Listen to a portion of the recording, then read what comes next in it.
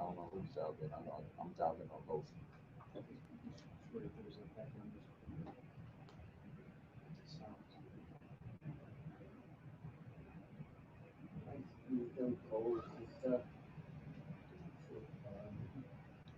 Why you saying take that thing and get it high?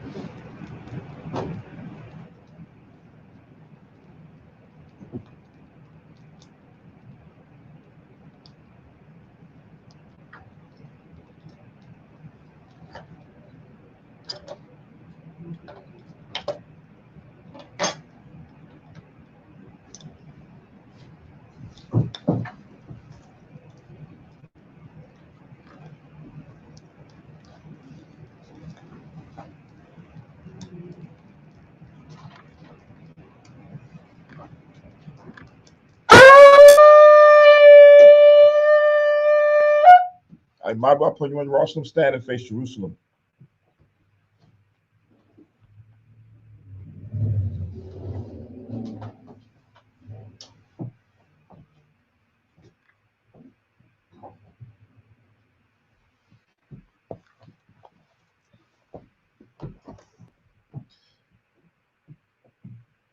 The blessing of the blessing of the feast of the dedication.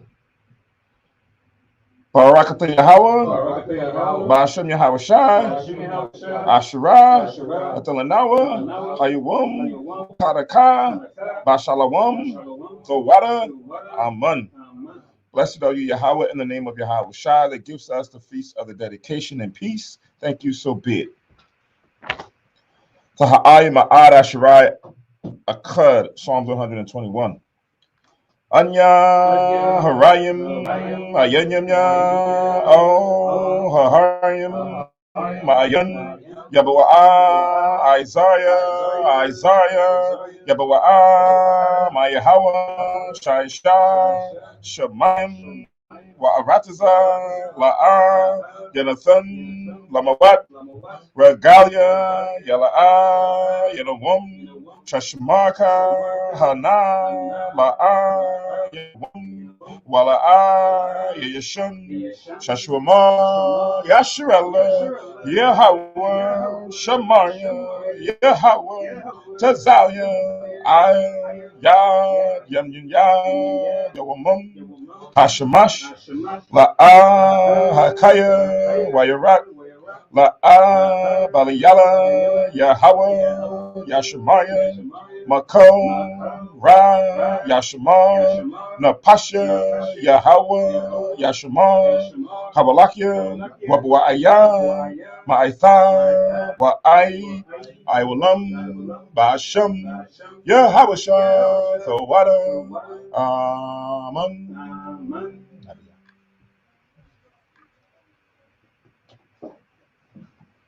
Psalms 121, a song of degrees.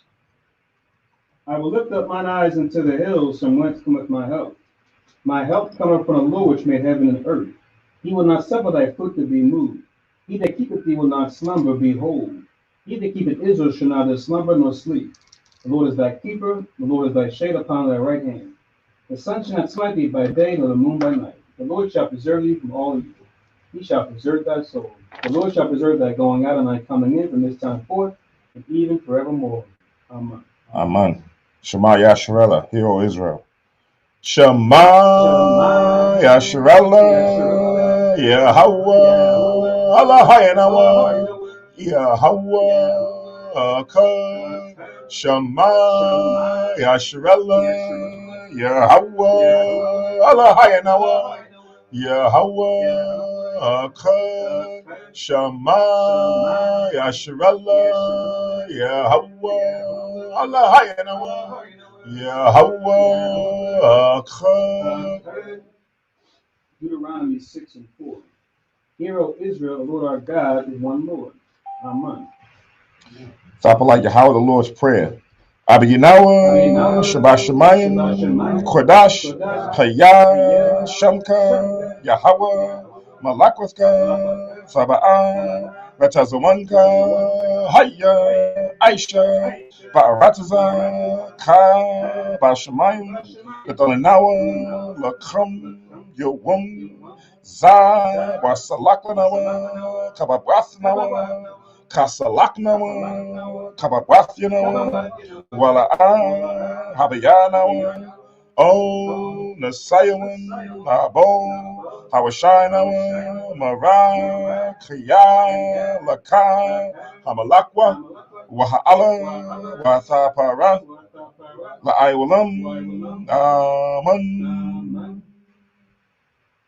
Matthew 6:9. After this manner therefore pray ye, Our Father which art in heaven, hallowed be thy name. Thy kingdom come, thy will be done in earth as it is in heaven. Give us this day our daily bread, and forgive us our debts as we forgive our debtors.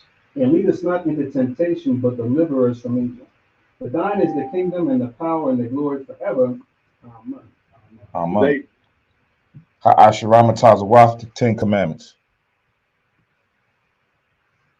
La'ah, Yahaya, Lakah, Alahayim, Akarim, Alpanya, La'ah, Thaisha, Lakah, Pasol, Wala'ah, Thaibadum, La'ah, Talakwaka, Shamwa, Yahweh, Alahayaka, Lashwa, Zakar, Ath, Hayuwum, Hashabath, Lakodashwa, Kabad, Abiyaka, Wa Amaka, La'ah, Taratazak, La'ah, Sana'at, La'ah, Saganah, La'ah, Ta'ina, Shakur, La'ah, Sakhamad, Ko, Asherah, Lara'ayaka, Amen. Deuteronomy 5:7. Thou shalt none other gods before me. Thou shalt not make thee any graven image, or any likeness of anything that is in heaven above, or that is in the earth beneath, or that is in the waters beneath the earth. Thou shalt not bow down thyself unto them, nor serve them. For I, the Lord thy God, am a jealous God, visiting the iniquity of the fathers upon the children to the third and fourth generation of them that hate me, and showing mercy unto thousands of them that love me and keep my commandments. Thou shalt not take the name of the Lord thy God in vain, for the Lord will not hold him guiltless that taketh his name in vain. Keep the Sabbath day to sanctify it as the Lord thy God hath commanded thee. 6 days thou shalt labor and do all thy work. But the seventh day is the Sabbath of the Lord thy God. In it thou shalt not do any work, thou, nor thy son, nor thy daughter, nor thy manservant, nor thy maidservant, nor thine ox, nor thine ass, nor any of thy cattle, nor thy stranger that is within thy gates, that thy manservant and thy maidservant may rest as well as thou. And remember that thou wast a servant in the land of Egypt, and that the Lord thy God brought thee out thence through a mighty hand and by a stretched out arm. Therefore the Lord thy God commanded thee to keep the Sabbath day. Honor thy father and thy mother as the Lord thy God hath commanded thee, that thy days may be prolonged, and that it may go well with thee in the land which the Lord thy God giveth thee. Thou shalt not kill, neither shalt thou commit adultery, neither shalt thou steal, neither shalt thou bear false witness against thy neighbor, neither shalt thou desire thy neighbor's wife, neither shalt thou covet thy neighbor's house, his field, or his manservant, or his maidservant, his ox, or his ass, or anything that is thy neighbor's. Amen.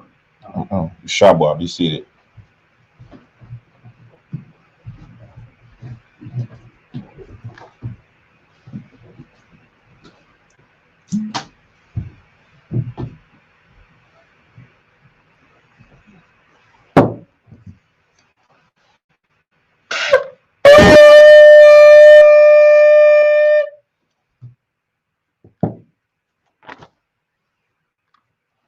Barakatha Yahweh Bahashem Yahweh Shai, Asherah, Nathan Nawa, Par Yahagapin, Tawada Amun, La Yahweh Bahashem Yahweh Shai, Ath Yasha'ala.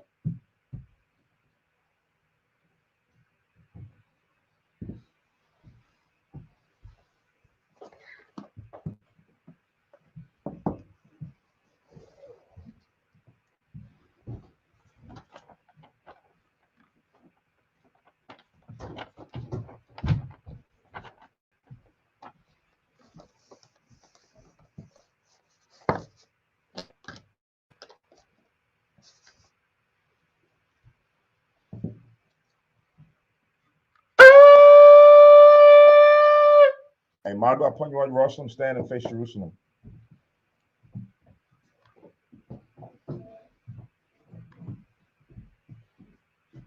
Opening prayer. Barakatha Yahweh, Hagadol, Rakawam, Abiyah, Wanara'a, Alayawan, Malak, Sho, Shemayim, Waratiza, Wako, Dabayim, Kayayim, Wagum, Hamashiach, Mayahawa, Arawan Nawa, Ahab Nawa, Hapalab, Yahweh Aitiza, Yahweh Shah. Zakarnawa, Yahweh, Baratazawan, Ainka, Yasha'ala, Izarnawa, Badna, Wasap, Yasha'ala, O, Nanawa, Yum Yun, Aitha, Kayawamyum, Makwadam, Baba Kusha, Shalat, Mayaka'ala, Wahatazwadat, Alahayim, La, Maganawa, Rapanawa, Washamar, Alnawa, Baikur, Shalat, Haroka, Shal, Yahweh Shai, Lanawa, Lalamanawa, Rabim, Kakama, Sabawana, Wada'ith, Shal, the Baraka. Bahasham, Yahweh Shai, Thawada, Thamyad, Waiwalam, Aman. English translation.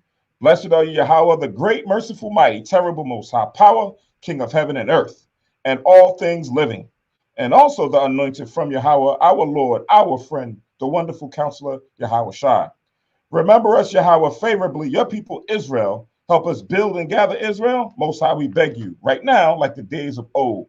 Please send Michael and the righteous powers to protect us, heal us, and watch over us. Mainly send the spirit of Yahweh Shai to us to teach us much wisdom, knowledge, and understanding of thy word. In the name of Yahweh Shai, thank you always and forever. So be it. Blessed are you, Yahweh, in the name of Yahweh Shai, that gives to us the law. Barakatha Yahweh, Bahashem Yahweh Shai, Asherah, Athalanawa, Hathawara. Blessed are you, Yahweh, in the name of Yahweh Shai, that gives to us light to see. Barakatha Yahweh, Bahashem Yahweh Shai, Asherah, Athalanawa, or war, Awath.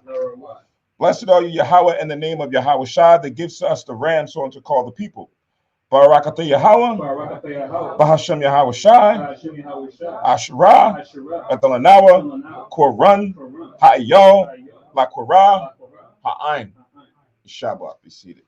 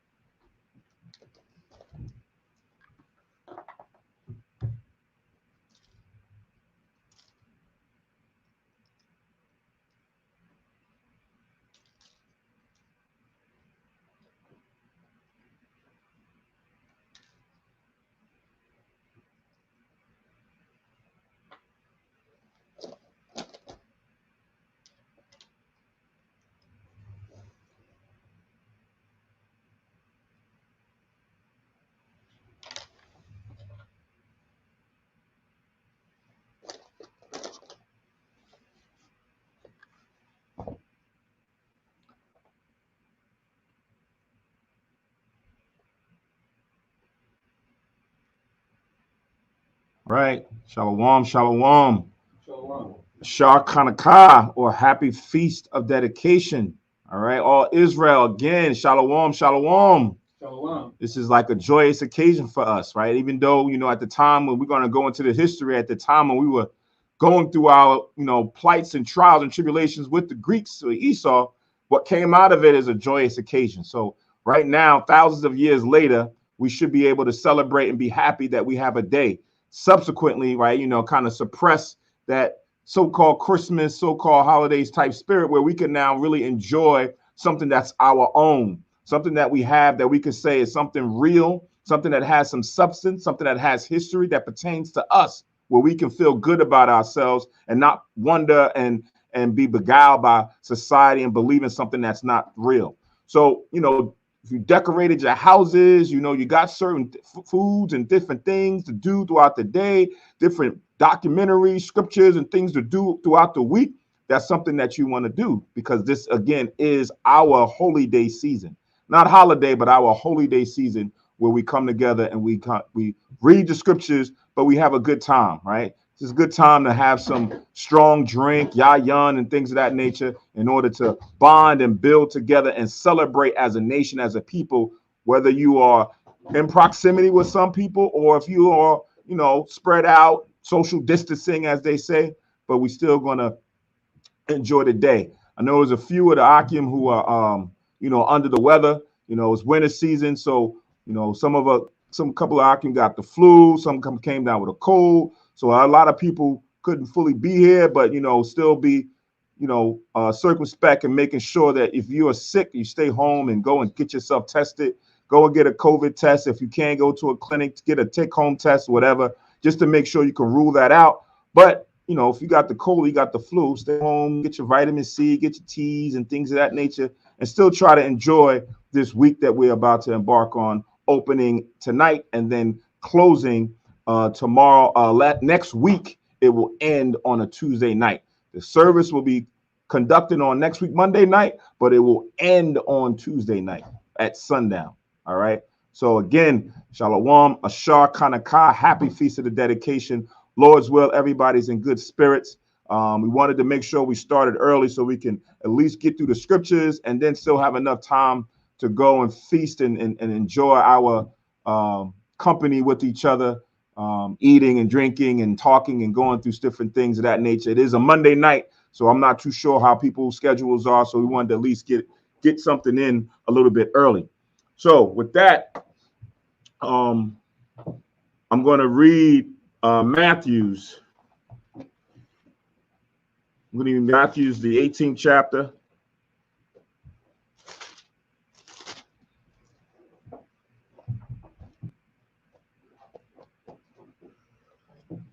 Matthew chapter 18 and verse 18, and then Leviticus chapter 23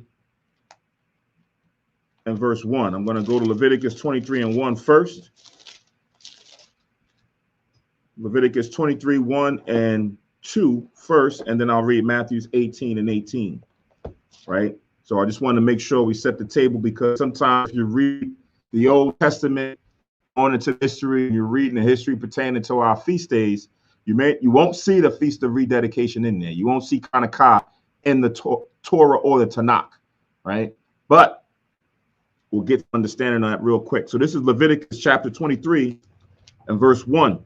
It says, "And Yahweh spake unto Moses, saying, Speak unto the children of Israel, and say unto them concerning the feasts of the Lord, which ye shall proclaim to be holy convocations, even these are my feasts," right?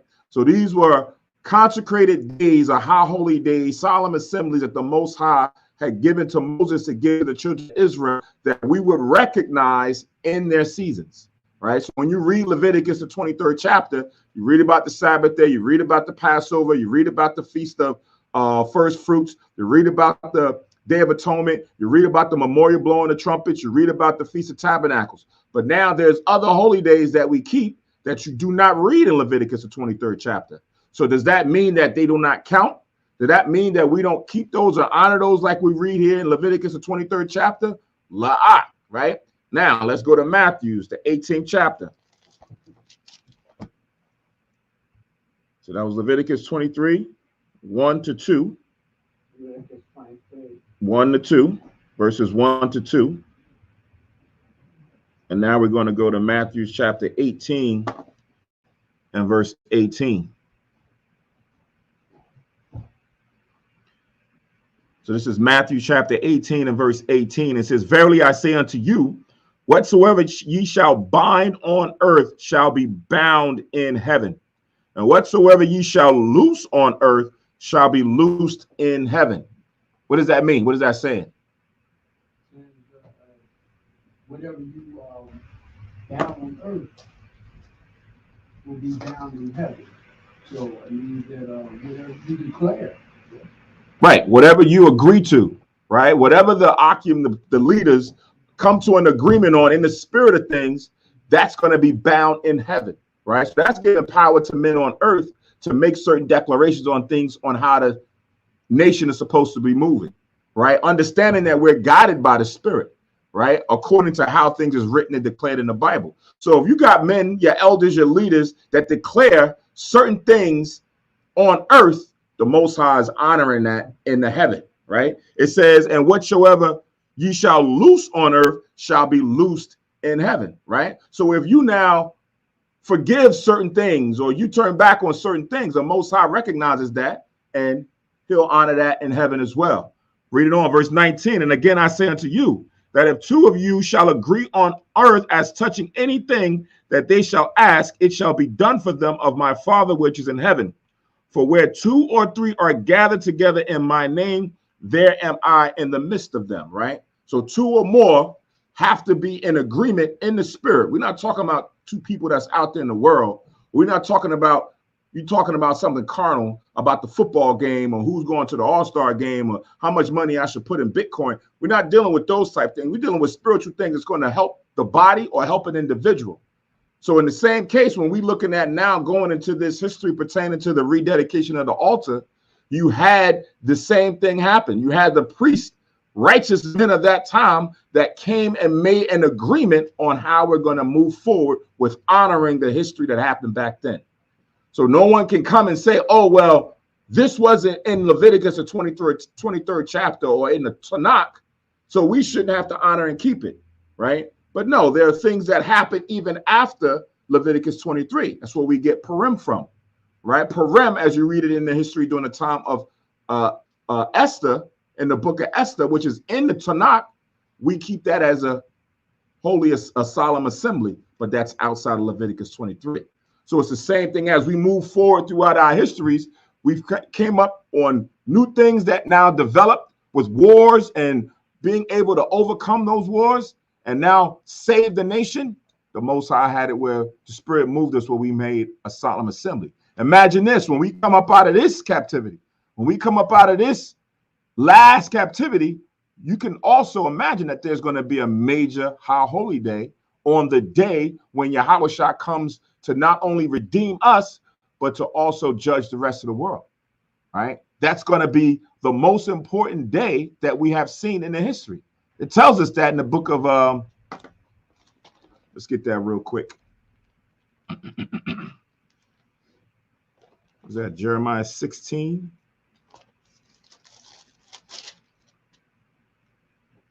Right, Jeremiah chapter 16 and verse 14.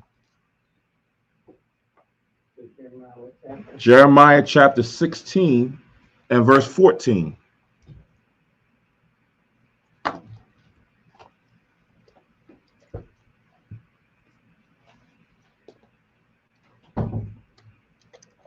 So Jeremiah chapter 16 and 14, it reads, it says, therefore, behold, the days come, saith Yahweh, that it shall no more be said, the Lord liveth, that brought up the children of Israel out of the land of Egypt, right? So that's associated with the Passover. The Passover is one of the most high holy days that we have out of all of our high holy days, right? But it's one of the most major ones because it dealt with the deliverance of our people coming out of captivity, right? None of the other high holy days, when it comes to deliverance, compared to what we had to what happened to us during the time of the Passover coming through Egypt. So that's why it says, it shall no more be said, the Lord liveth, that brought up the children of Israel out of the land of Egypt. Verse 15. But the Lord liveth, that brought up the children of Israel from the land of the north. What's the land of the north? North America. North America. Why North America? Say again? That's where we're captive. That's where we're captive, but we're captives everywhere, because as we read, it says, and from all the lands whither he had driven them. Why North America? Judah is here. Huh? Judah is here. Is Judah the only one that's here out of the tribes? Judah, Benjamin, and Levi. Is Judah, Benjamin, and Levi the only ones that's here out of all the tribes? Is the Native American Indians that's the only ones here out of all the tribes? Every tribe in the 12 tribes of the nation of Israel is here in North America. You could say every nation on the planet Earth is here in North America, right? Every last one of them has a representation. That's why you see Chinatown, and you go to Elam, you got their area, Ham got their, everybody is represented here. This is like the capital of Esau, right? Situated away from everyone, and they have the Most High's chosen people here in captivity while taking the land as well. So the Lord knows that this place has been held sacred from all other areas. You got wars with Iran, Iraq, you got Kosovo, you got India, you got all these different people that could easily touch each other. They can't easily come over to North America and do anything to America. Hasn't happened, right? Since they came over here, right? So the Lord knows that in that time he's going to deliver. And where he's going to deliver? Right from the same place that the Lord brought the majority of the 12 tribes of Israel to come serve captivity, right? So that's going to be the major holy day that's going to be spoken of, the major event that's going to be spoken of in the future. Not now. This is prophecy that Jeremiah spoke back then. Still hasn't happened yet, right? So I'm going to read it again. But the Lord liveth, that brought up the children of Israel from the land of the north and from all the lands whither he had driven them. And I will bring them again into their land that I gave unto their fathers. So after he delivers, he's going to bring us back to the land of Israel, all 12 tribes. And then we know also, based on Isaiah 14:1-2, that the Lord is also going to bring the other nations who want to cleave unto us as servants and handmaids, right? That's the prophecy. All right. So now let's get into the history of Chaanakah, or the rededication. So we're going to go into the Apocrypha, Maccabees, the first chapter. We're going to go through all 4 chapters, the first 4 chapters, right? The first 4 chapters to get this history. We're going to try to read it judiciously, meaning making sure that we hit the key points, but expeditiously as well, where normally we'll spend 5 hours on this, right? But we also want to make sure that we leave some time to enjoy the day as well, all right? That was the whole objective. All right, so now let's read Maccabees chapter 1, verse 1. It says, and it happened after that Alexander, son of Philip, the Macedonian, who came out of the land of Chittim, had smitten Darius, king of the Persians and Medes, that he reigned in his stead the first over Greece. So during the Friday night class, I went into the history or the prophecy in the book of Daniels that pertain to the same events that we're reading now, as far as for when the Greeks came into power. So now you read about Alexander, the son of Philip. Philip II was his father, right? Philip II. So if you go into the history pertaining to the Greeks, you'll get these actual names, because sometimes there's more than one Philip. You'll read more than one Alexander. There's more than one Antiochus. So you want to make sure you try to align up the right individual with the right time period that we read it in the Bible, right? So this Philip, Alexander the Greek, or Alexander the Great's father, was Philip II, right? He went and made sure he waged wars within that area that was by Macedonia to kind of align all the fighting Edomite sections together. And he did that, right? He wanted to have one common rule over all different factions that was in that area. And that was the beginning.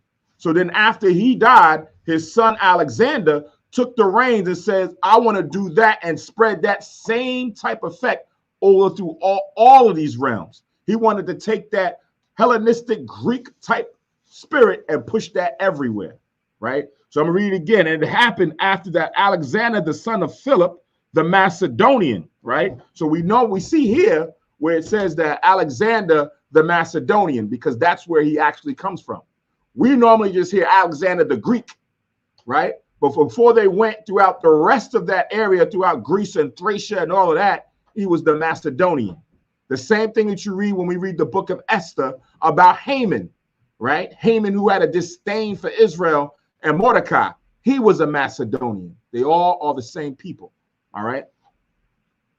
It says, had smitten Darius, king of the Persians and Medes, that he reigned in his stead the first over Greece. So who had that region before? It was Elam, the Persians and the Medes. Darius was the last king that ruled, and Philip had a son, Alexander, that went and conquered him. This is what we read Friday night, right? We left off right when the he-goat went and stopped and took down the ram, right? The ram was Persians and the Medes. This he-goat was Alexander or Esau, and Alexander being their first king, all right? So now it says in verse 2, and made many wars and won many strongholds and slew the kings of the earth and went through to the ends of the earth and took spoils of many nations, insomuch that the earth was quiet before him, whereupon he was exalted and his heart was lifted up. So he went and campaigned and began to take down many nations quickly. When you read it in Daniel, it said his feet didn't touch the earth. Meaning, you know, when your feet don't touch the earth, that's like you're flying, you're gliding over. So a person that's walking and running and a person that's flying is going to move much faster, right? So that's how fast he was moving to go and conquer all of these different areas, take their spoils and take their lands. And after he went and conquered, he looked around and there was nothing left, right? He had conquered almost everything that was in his visibility. That's why the earth was quiet before him. No one would come up and wage war or become an opposition to him.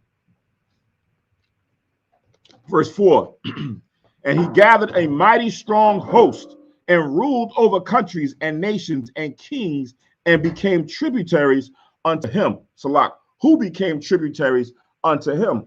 So sometimes when you read certain nations that go and conquer people, they now consume them. Their lead or champion fighters or military, they now become a part of the conquering nation, the conquering people.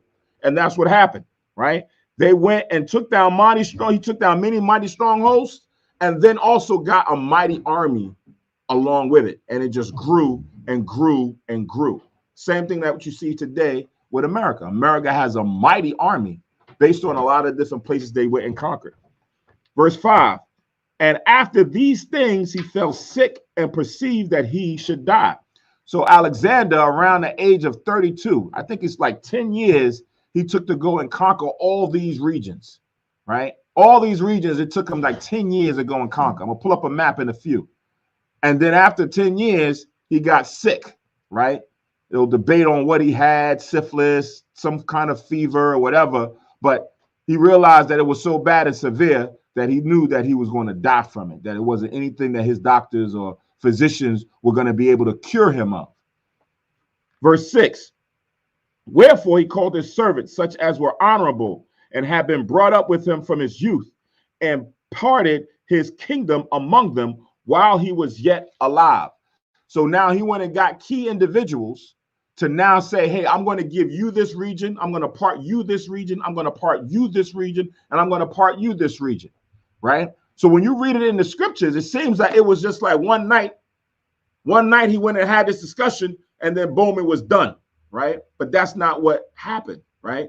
He went and mentioned these things to these individuals, but there was a lot of wars and insurrections and civil wars and things that happened amongst them for a long period of time. There was coups and things that happened when one person got up there, another one, they revolted and went and took him down. So a long period of time, this happened until the dust settled. And when the dust settled, there was 4 individuals that now took his kingdom and parted it amongst each other, right? So I'm going to pull up this map real quick. Give me a second here.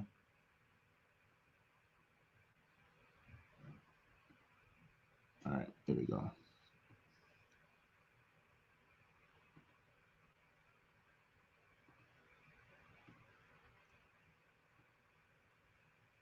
All right.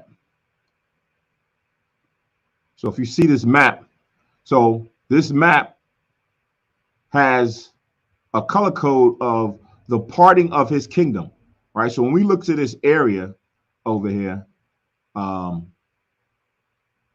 when you start down the bottom legend, these names, and I don't like the way they wrote these names because it's not what I'm used to seeing, but these are the 4 names of the individuals that now Alexander parted his kingdom to. We went over these Friday night, but here they are also on the screen. It says Cassandri, but I guess it's just the way of they writing. It's supposed to be Cassander, right? He had the region that you see up here in the green, right? Right in this area right here where you see Macedonia and Grecia. That was his area, right? Then you see right under him is Lysimachai, but it's usually known as or said to be Lysimachus, right? In this kind of auburn or amber color, he had this right here, a part of Thracia on down to Ephesus and all the areas in this region that you see with this color code. Then if you look under him, there's Ptolemy, which is down here in like this purple color. So here is where you usually would see like Egypt, right? You see Alexandria here and all the way down, and then you have even the city called Ptolemais. So all this area here was what Ptolemy, he owned or conquered or ruled over as a region. And then the last one, which is one of the main ones that we're going to be dealing with for this storyline, it says Seleuci, but it's Seleucus, right? He had this whole area here that's looked at as like yellow or a kind of a bronze gold color. And in this area here, down here, you'll see is right here. Here's the middle. Here's Israel here. And then some pieces here, they have it broken up that Ptolemy was going to conquer. And over time, Seleucus went and took this region from him, right? So this is a vast area that Seleucus had in his possession as a ruler, all right? So this is the 4 people that Alexander parted his kingdom to. And then the rest of these areas, you got Rome or Italy up here. The Romans are still going to be a central part of what's going on, right? Because they're the up and coming kingdom. Greece, here, Alexander already had control. He was already running things and he parted his kingdom. But Rome or the Romans are going to be also up and coming. We're going to read about Rome throughout 1st and 2nd Maccabees. All right. So again, this is the areas that the kingdom was departed to. And of course, we're going to focus more so on what was going on with Israel in this region right here. Right. So all these names are the names that the heathen had, that their major cities that they had at the time of their conquer. All right. So let's go back. All right. So now we go back. So this is Maccabee chapter 1 and now verse 7. It says, so Alexander reigned 12 years and then he died, which was a short reign for as much of an area as we see on that map that Alexander went and conquered. It says, and his servants bear rule, everyone in his place. And after his death, they all put crowns upon themselves. So did their sons after them many years, and evils were multiplied in the earth. So these 4 individuals, they all took themselves to be kings, right? They all ruled as kings. And then after they succeeded, it passed down to their sons and then their sons' sons throughout their generations, as long as the Greeks would be ruling. It says, and there came out, Salat, it says, and evils were multiplied in the earth. We're going to read more about these evils. It wasn't that they just went and conquered people. It's the culture and the customs and the lifestyles that they brought with them when they came and conquered these nations. Verse 10, and there came out of them a wicked root, Antiochus, surnamed Epiphanes, son of Antiochus the king, who had been in hostage at Rome, and he reigned in the 137th year of the kingdom of the Greeks. So now this Antiochus, surnamed Epiphanes, he's Antiochus the 4th, right? He's Antiochus the 4th. His father Antiochus the king was the 3rd, right? So now he was the wicked root that we're going to read about moving forward of how the evils that he did specifically within the nation of Israel. It says here that he had been hostage in Rome, because at this time that they are now going through, we're reading the story when Antiochus comes into play, the Romans had won some battles against the Greeks, and they had certain people in hostage, and Antiochus was one of them, right? But then what happened was they swapped hostages. They took Demetrius, who was his nephew, and gave them over to the Romans, and they allowed Antiochus to leave. And now this is how Antiochus is now coming over to this region in Asia Minor, about to establish himself as king, right? You know this by reading the Greek history. It's not going to go into why he was a hostage of Rome, but it's beautiful that they put that in there to let you know that this is really giving you factual history, all right? You can read that and look that up on your own, but this is actual factual history that now is going into that you're reading about Antiochus IV. All right, reading on, it says in verse 11.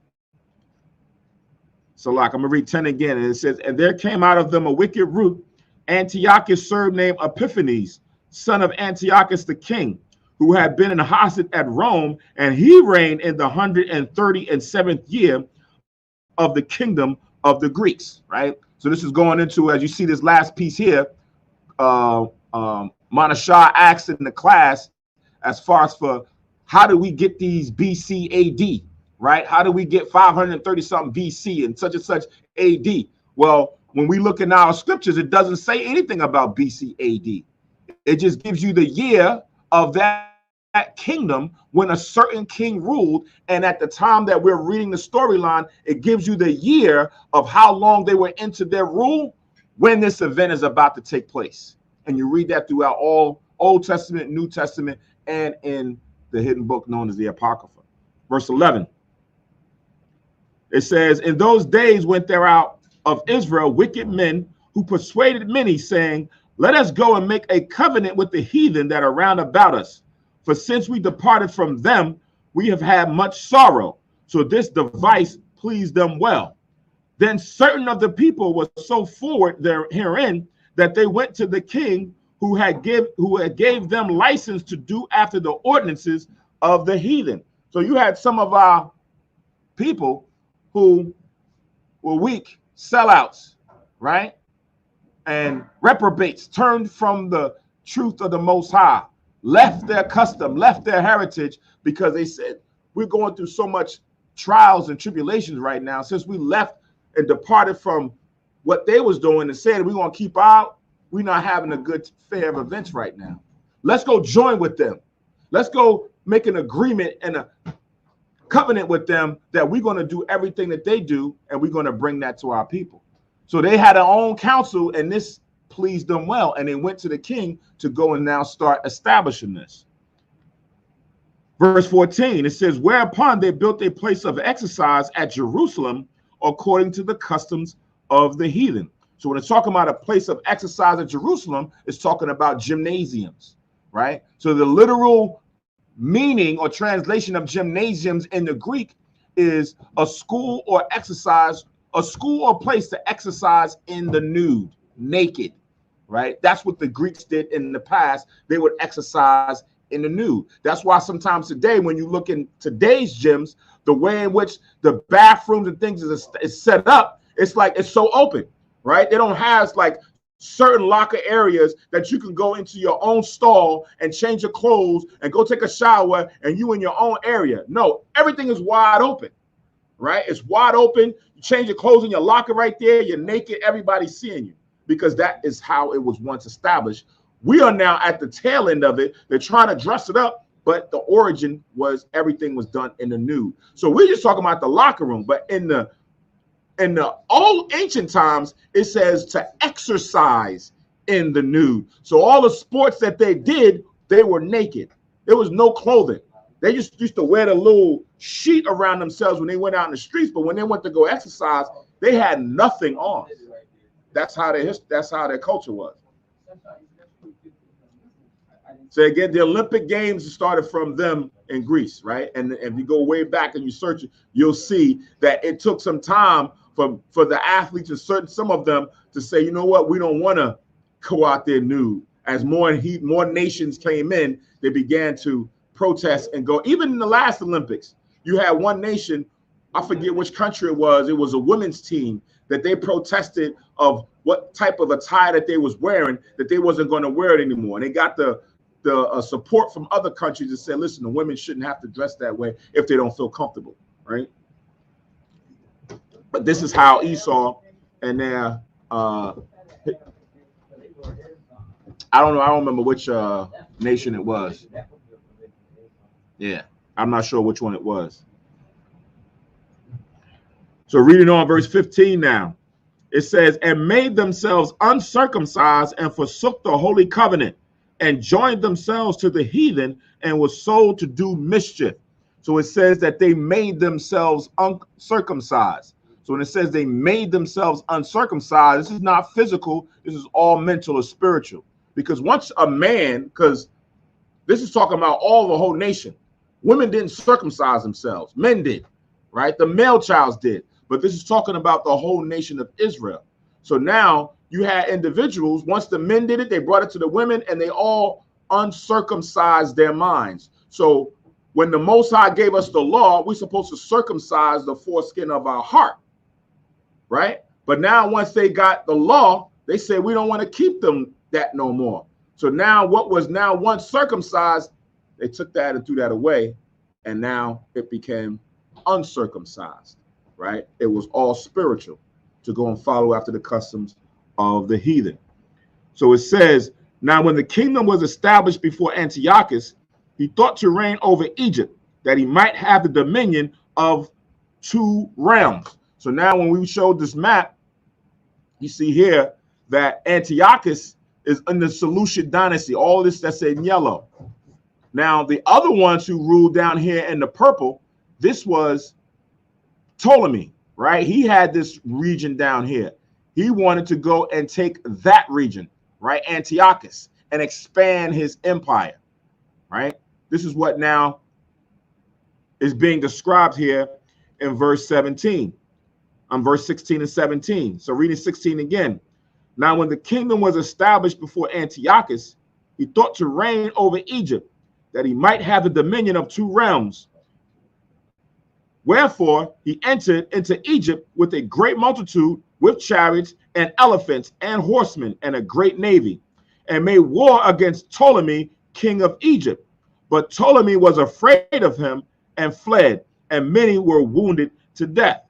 Thus they got the strong cities in the land of Egypt, and he took the spoils thereof.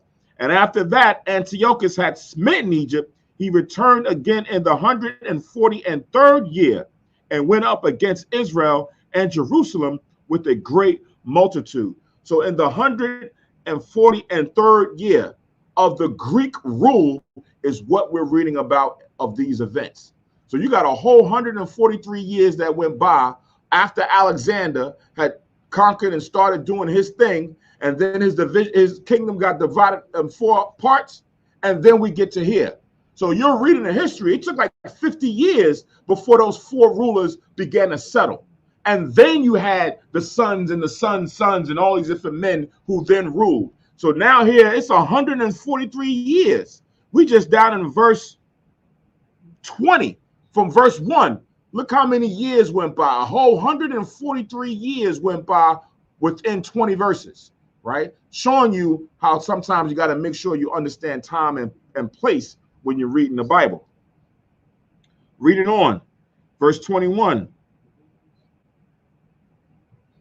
I'm going to read 20 again. It says, and after that Antiochus had smitten Egypt, he returned again in the 143rd year and went up against Israel and Jerusalem with a great multitude. So after he now conquered Egypt, now he's going to transition and go up to fight against Israel. So that's why I left this here, because when you look at the map, you can see how everything now is not all the way shaded in gold of what he initially had. Now he's about to go up and try to take down this whole realm, right? Sometimes the maps don't always give you the full account of what you read in the scriptures, but sometimes it gets you a close rendition so that you can see it, right? So now we're about to get into what happens with the Greeks in Antiochus Epiphanes, which the literal translation means God manifest on earth, right?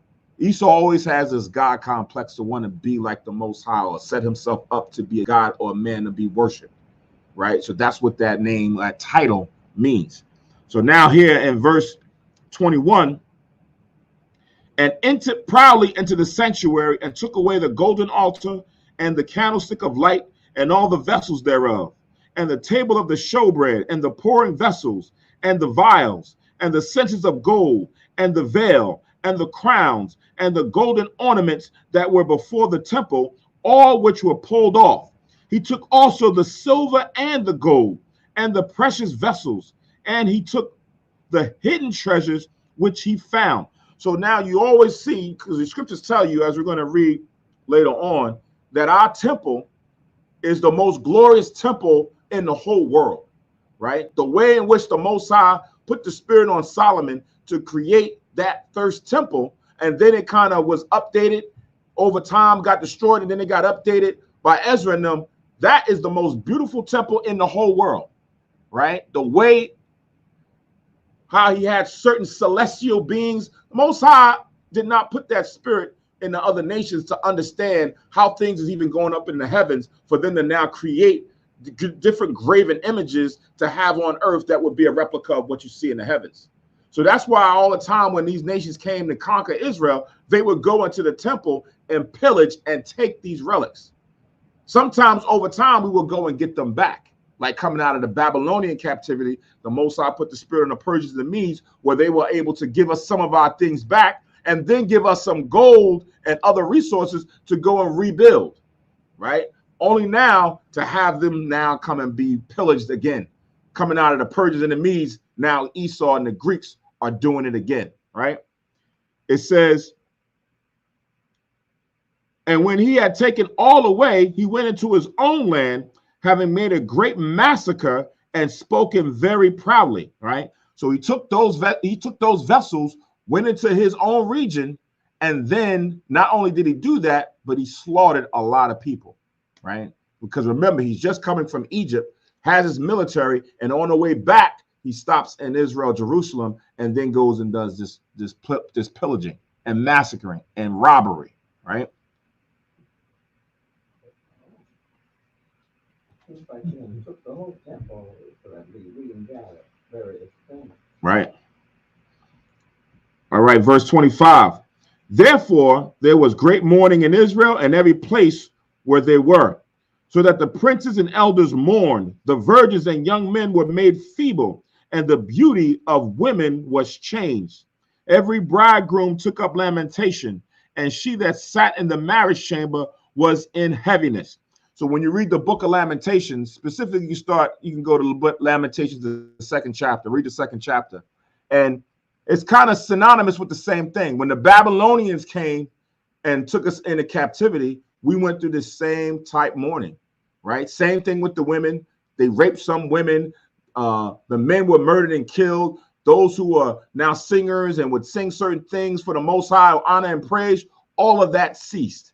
There was no more of that. Same thing is now happening here from the Babylonians to the Greeks, right? Same type thing. Lamentations chapter 2.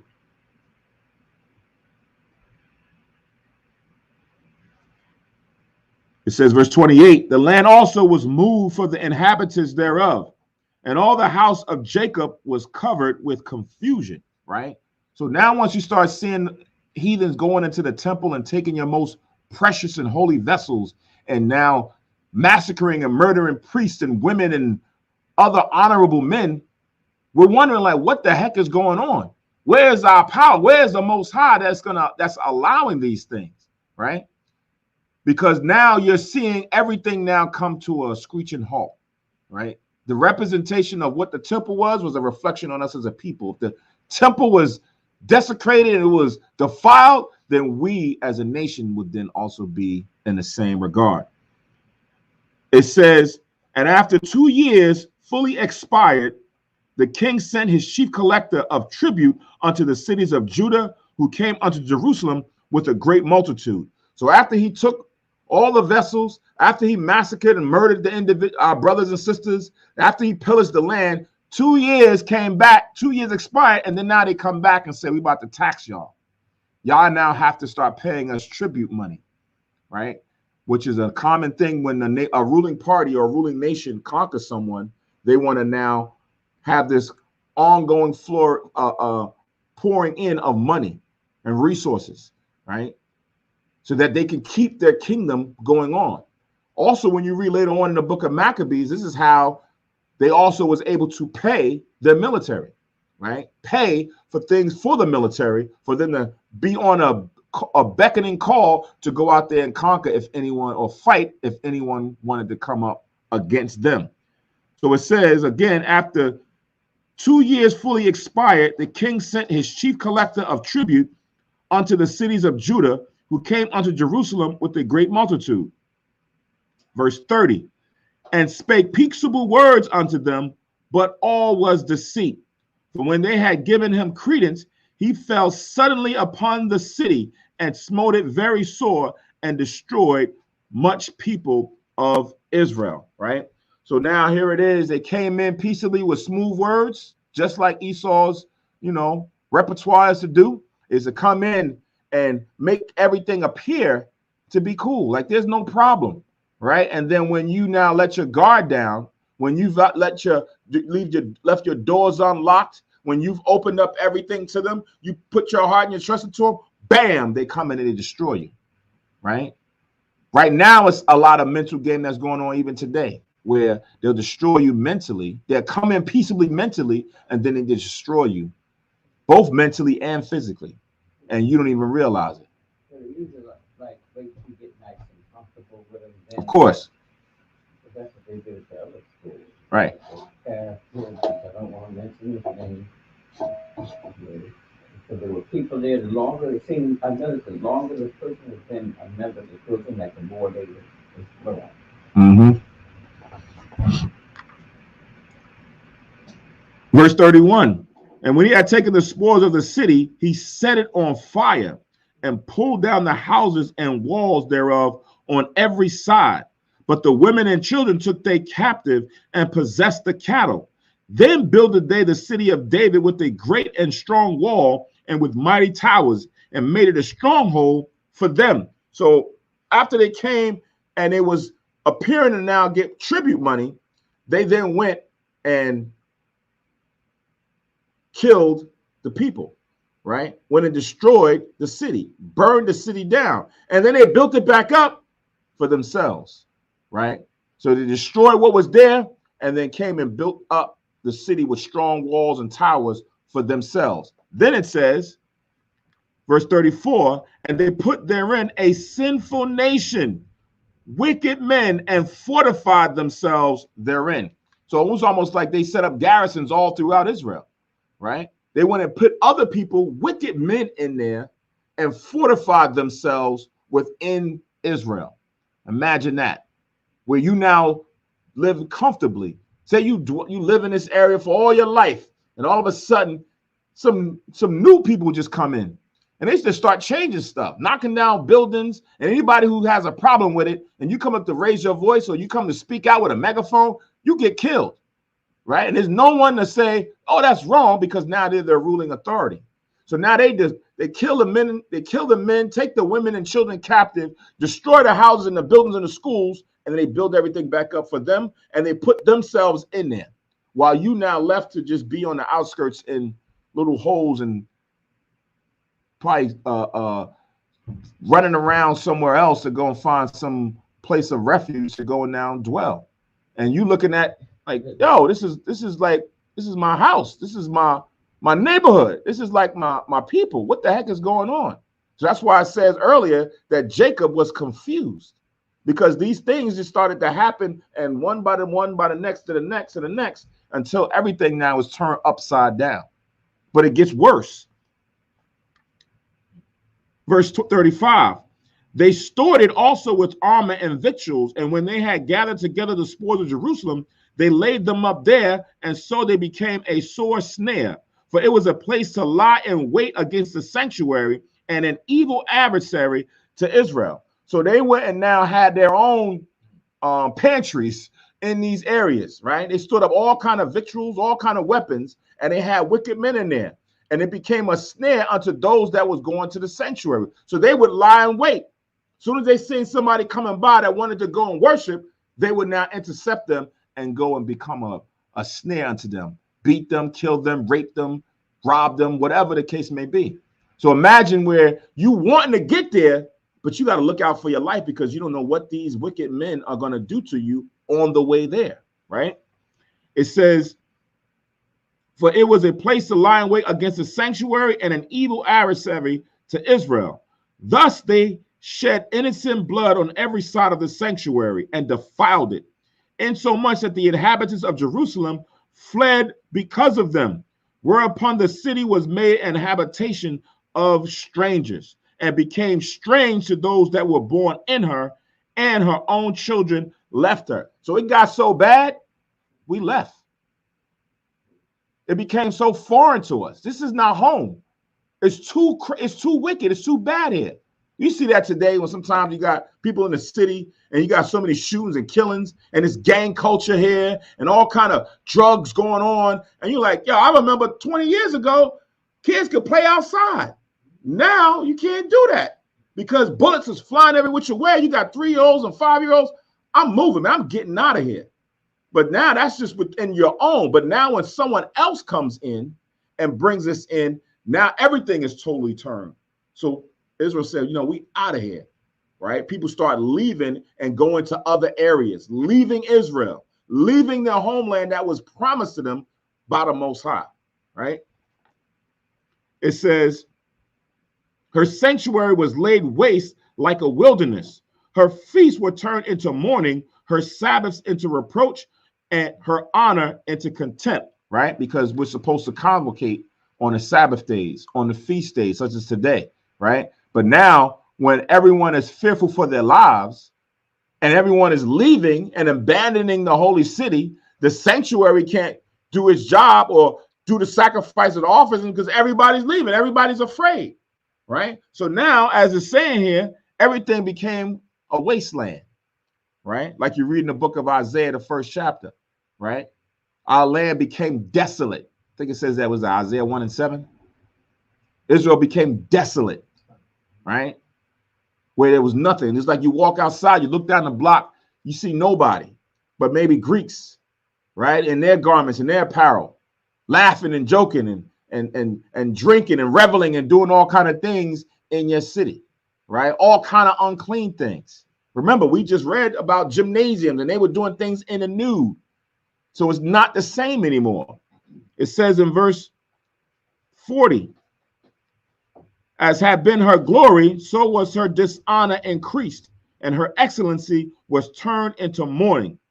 Moreover, King Antiochus wrote to his whole kingdom that all should be one people, and everyone should leave his laws. So all the heathen agreed according to the commandment of the king.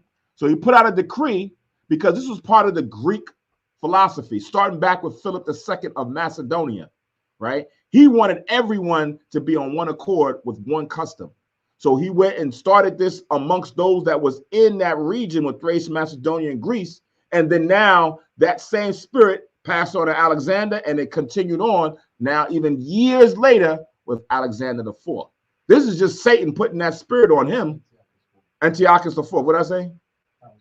Antiochus IV. This is that spirit that Satan is putting on him to continue this same type of objective, right? And it's like as gruesome and bad as it might seem, this is more like the making of an empire, right? It's you gotta either make people respect you by force, you gotta make them scare you so you can establish your empire, right? So you can establish your kingdom and take over. So that's pretty much what he's doing right now. So now, after he's done that, Israel become afraid and they're scared of him, they run. So now when we come up with our laws and tell them to observe our laws, then they're gonna feel more compelled to do it because they saw what just happened. So they don't want to be victim of try to rebel or try to contain with the king. So it's like you want to establish your empire, That's how it's gonna happen. It's like it's either you come and agree or you fight. Right. And kind of like it's the same thing when Yahushua comes, you're not gonna want to give up, so Yahushua gonna have to take everything by force. Yep. Well, when you look at it, every kingdom, every empire taken by force was war. Every one, right? So it's the last one ain't going to be any different, right? Esau got his power the same way, right? He went and warred and killed and raped and pillaged and robbed and he's gonna. What does it say? The way you will get something is the way you're gonna lose it, right? How you receive or get something is the same way how it's gonna leave you, and no different. Only exception to the rule is going to be Israel, right? Because we're not going to lose the kingdom. It's a forever and ever thing, right? Somebody else with their hand up? Yeah, that was Isaiah 1:7. That was Isaiah 1:7. Wow. Y'all can. Yeah, Job 20:15. He said, he had swallowed down riches, and he shall vomit them up again. God shall cast them out of his belly. So all that riches what he got, he's gonna give it back up. Mm-hmm. So you say Job 20:15? Yeah. It's like you said in the earlier, this was their philosophy to go ahead and take down nations, because Esau has that philosophy. You gotta do unto others before others done to you. Okay. It seems like there's this mentality like, hey, I'm gonna push Christianity on to another nation. They'll go into that nation and it'll see like a civil war or something going on in there or some type of conflict. And they'll go in there and the first thing they'll do is try to force that Christianity down that throat. Mm-hmm. Then we gotta turn around and give that country food. I mean, it's not. I mean, what they're doing is not shocking, right? Because they're establishing their own order. They're establishing their rule. The problem with it is that their order and rule and way of governing is evil and wicked, right? There isn't what you see in the law, because even in the law, the Most High has it where we can live and be civil with the nations, right? When we first was given the law from Moses, it wasn't that we was going to just go out there and just start killing and doing all kind of things. No, it said to go and establish peace with them. That's the first thing we did. But then when they wanted to buck up and get all, big chest and want to say we're going to do this and that pompous, then the Most High said, okay, then you go take them down. But other than that, we had order. We had laws to establish order amongst the other nations. Which now when you go into other nations and how they rule, it's just that their laws don't equate to what the Most High is given for us to be civil and to make things undefiled, to make it clean, to make it wholesome, to make it holy.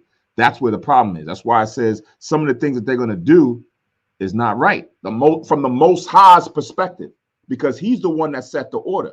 He said that this was evil, or this was unclean, and this was not right. And they are now ruling by those things that the Lord said that's not right. That's what the problem is. So the nations have their own sins. They do have sin in the sense that they're doing everything against what the Most High said is right in the earth when they have full dominion.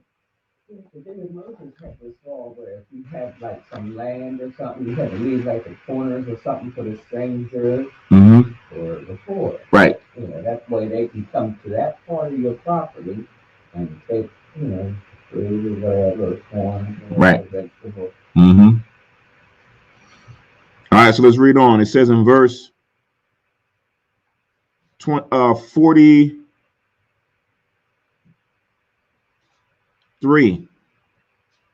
it says, yeah, many also of the Israelites consented to his religion and sacrificed unto idols and profaned the Sabbath days.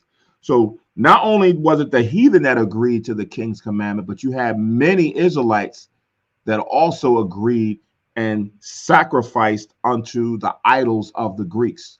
All these numerous false gods, they begin to now adopt, right? Same thing that we ignorantly do today, right? This was by force. Back right now, it's not by force because it has been a mental institution from a child when we were kids. This is something that's been taught so that we don't know anything we don't know anything different. This goes back hundreds of years, that these types of religious customs and things have now been beat into us as a people, that now it's secondary, right? We don't know that this is not right. We don't see that Christmas is pagan. We don't see that Thanksgiving was evil, because now they made it so acceptable, right? It made it so fun. They made it so family oriented that who wouldn't want to now go and keep Christmas and Thanksgiving? Who wouldn't want to go celebrate 4th of July and things of that nature? Because it's so fun now. And then when you don't, it becomes a problem, because now you're on the outside looking in, and it's very difficult to be in the exception, to be over here while everyone else is doing this, and they're looking at you like, well, why are you not doing this? What's up with you? Are you better than everybody? Right? Or what's that thing you dealing with? Right? What's that group you with? Right? Now they got to find certain things to now attack you, to make you feel a certain way. Somebody had their hand up. Right. I was gonna say that it's another thing too. When establishing an empire, you got to make sure that the people that you're going to control, you have control of their belief system. Mm-hmm. You want to make sure that they believe in what you believe. That if you're the king, you believe in it. They're supposed to be believing in the same thing, so that they can be under. You don't want to have a bunch of people that believe in something that you don't even, that's foreign to you, that you don't believe in. Exactly. And that's why when you see Esau always have his Red Cross, different individuals that go out there, will come with medical supplies and things of that nature, and we're here to help. And it seems admirable, right? You bring in vaccines and things in to kind of help the people who didn't have any medical supplies. They were really out there in rural areas where they can't get clean water and things. And then once you've established the trust, then you bring in your religious agenda, right? It's like, okay, now we're gonna teach you to be self-sustaining, right? Is that fair? Sure. We're going to help you build a, water well and things of that nature. And it was like, oh, this is great. These guys are great. And then through, subtlety, then we're going to come in and now we're going to teach you guys how to read and write. And then it goes from there and there. And then you start now bringing in the religious, bringing in your doctrine, bringing in your policies, and things now start to change. Right? All the while you're helping build, it's like, see what they got over there? We need to get that. Right? Now they're going over there, stealing all your resources that you probably don't even, you're ignorant to know that this is valuable stuff. Right? You may have just taken it for granted and just using it every day. But now they're going to go and steal all of it and then go sell it to the rest of the world. And then now have you believing and following after certain things. And you giving your land over, giving your life over, putting yourselves in debt by signing agreements and doing certain things. This is just the way, this is how they rule. And this goes all the way back, right, to this time, right? Not just now, all the way back to these times. So let's continue reading. It says in verse 43, it says, yeah, many also of the Israelites consented to his religion and sacrificed unto idols and profaned the Sabbath. For the king had sent letters by messengers unto Jerusalem and the cities of Judah, that they should follow the strange laws of the land and forbid burnt offerings and sacrifice and drink offerings in the temple, and that they should profane the Sabbaths and festival days and pollute the sanctuary and holy people, set up altars and groves and chapels of idols, and sacrifice swine's flesh and unclean beasts, that they should also leave their children uncircumcised and make their souls abominable with all manner of uncleanness and profanation, to the end that they might forget the law and change all the ordinances. And whosoever would not do according to the commandment of the king, he said he should die. Now write down the book of Judith, chapter 5. Judith chapter 5, verses 5 to 21, right? Because this goes into the history where we see how the nations knew, because when you look at what we just read, there's a lot of specifics in this, right? About the Sabbath day, making sure we swine's flesh, don't circumcise. What's the big deal about if I want to circumcise my son? on the 8th day. What's the problem with that? But no, they specifically had these in their letters and laws. So there was someone who knew the history of the Jews, who knew the history of the Israelites. Just like when you read during the time of Judith, where you had this heathen who knew that if we was keeping the laws of the Most High, no one can take us down. But once we violated, once we sinned against the Most High's commandments, he left us over to our own ruin. So now here it is in this decree, in this letter that went out from Antiochus to all Israel, it purposely had us where we could not keep our laws. To say it would be the same thing today, right? Instead of coming and forcing it on you and saying, don't do this, because now more attention might be drawn to it because they're not killing you. It's just a conspiracy to say, hey, this is better. Why would you go on this day? Come on this day, right? Sunday is a day that you should come and worship the Most High, right? So now once you start changing things, changing Sabbath days, changing holy days, changing certain rights and laws and what's clean and not clean, pig or pork, the other white meat. Chicken is good, but pork is good also. So now once you start giving other options, and now you already got many of the Israelites who consented. So those are going to be the ones who are going to be, lift up, paid, right? Put in high positions, because they're going to be used as a tool to now convince the others within your nation to go and follow the same thing. Be quiet. It's like they have to recreate the man and the woman of Israel. You have to recreate them, because that's part of colonization. So you have to remake the people in your image. You cannot have them have any other religion than your religion.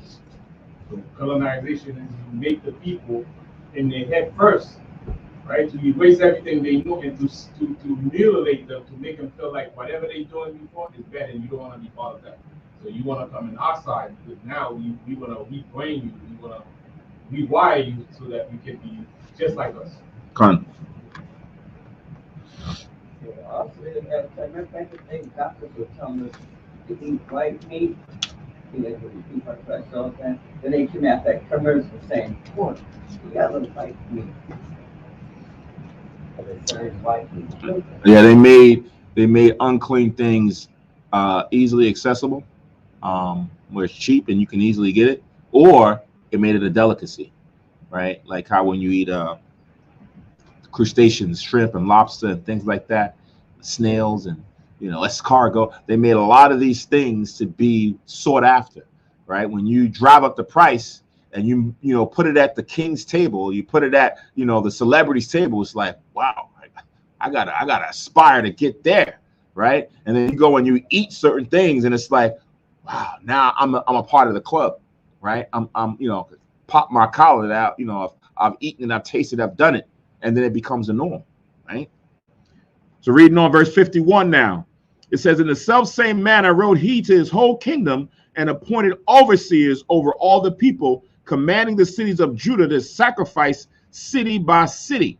So now he put certain people over them in their cities to make sure that they would not keep their laws and that they will follow the customs of the Greeks, right? It says, then many of the people were gathered unto them, to wit, everyone that forsook the law, and so they committed evils in the land. So you had some people who left Israel because they just couldn't stand and take it, because what they knew, what they once knew as far as for their heritage and their culture was gone, and they couldn't stand to see it. So they left.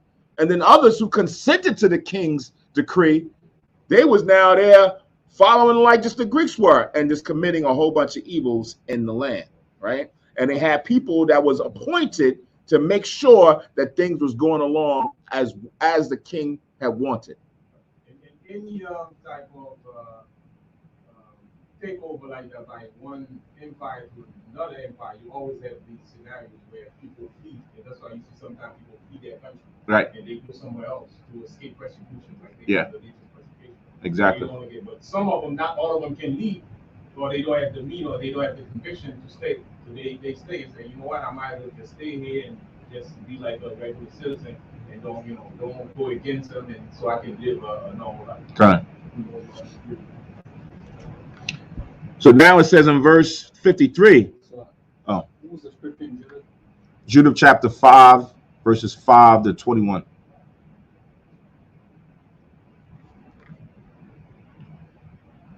So now verse 53, I read 52 again. It says, then many of the peoples were gathered unto them, to wit, everyone that forsook the law, and so they committed evils in the land. Verse 53, and drove the Israelites into secret places, even wheresoever they could flee for succor or comfort, right? To escape the madness. So some of them was there. They said, I can't take this. And they went into hiding in different places where most people wouldn't know that they was there, right? So now they're in secret places, keeping the law that they was now told according to the decree that they should not keep, right? It says, verse 54, now the 15th day of the month Caslu, or Kislev, in the 145th year, they set up the abomination of desolation upon the altar and builded idol altars throughout the cities of Judah on every side, right? So what's the month Caslu? Sometimes you see Kislev. What's the month Caslu? What month is that?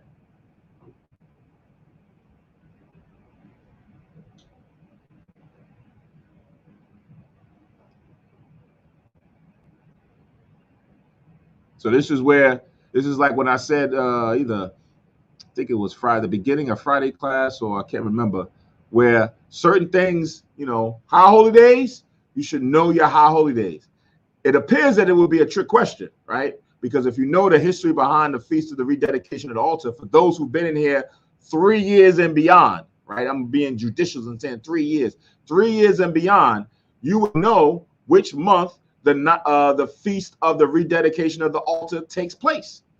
Which month in our calendar does it take place? And someone on the chat is that Shmael Players, Kun, 9th month, right? The 9th month. That's what Caslu, Kislev, when you read it in other books, that's what that month is, right? So when you read here, it says in the 145th year, they set up the abomination of desolation upon the altar and builded idol altars throughout the cities of Judah on every side. So the Greeks came in and began to start now sacrificing abomination on top of our holy altar, right? So they'll have they even have some pictures.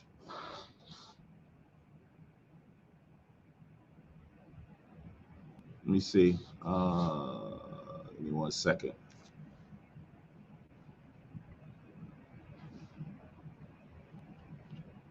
All right, so here's a picture that they have of the Greeks in the temple with an altar sacrificing pig or swine's flesh on the altar, right? So this is what they show you in certain pictures of what the Greeks was doing back then. Now, not only did they just have, you know, illustrations, but when you look even further, and I have to find where this is actually at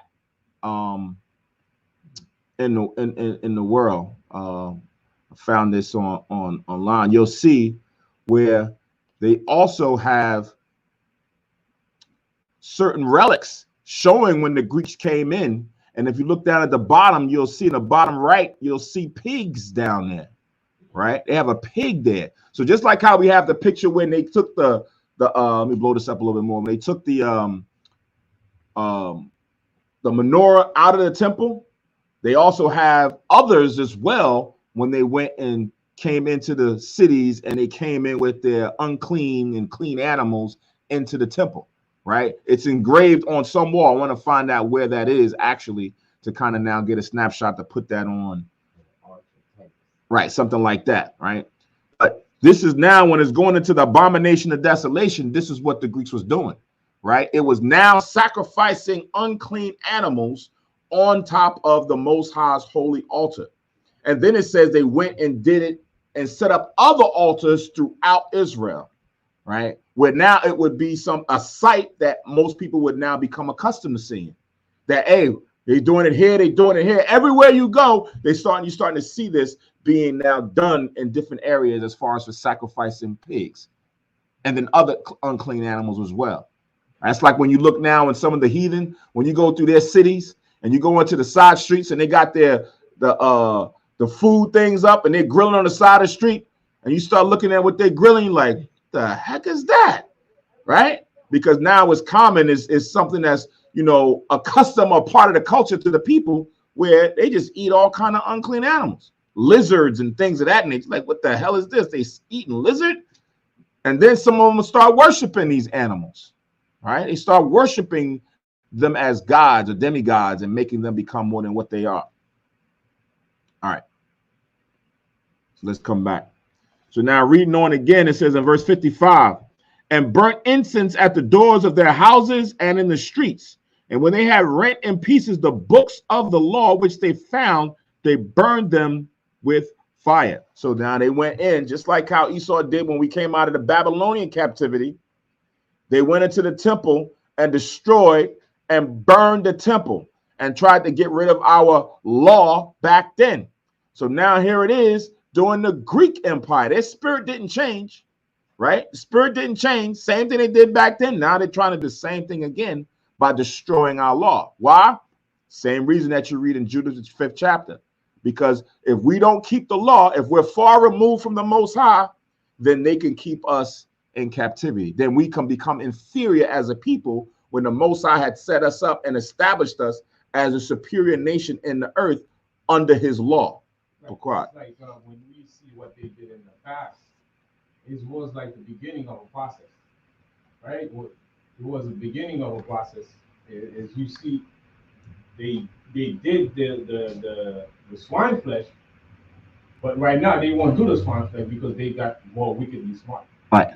They don't need to. You don't need to. Right. Now it's more like a neo-colonialism, neo-colonial, how you say it? Colonial, yeah. Exactly. I think he was right the first time.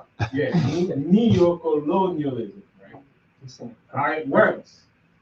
Right now, we don't have to do the stuff that we used to do in the back. We learn from it. People don't want to see these things anymore. Now it's more like subliminal. Right. Like we're doing it, but they can't realize that we're doing it. Right. We don't have to come by force anymore. We can use a covert operation. Like they think we do it, but you don't know if it's us that's doing it. Right. So you can speculate on who's doing it, but you don't know for sure. Right. So you say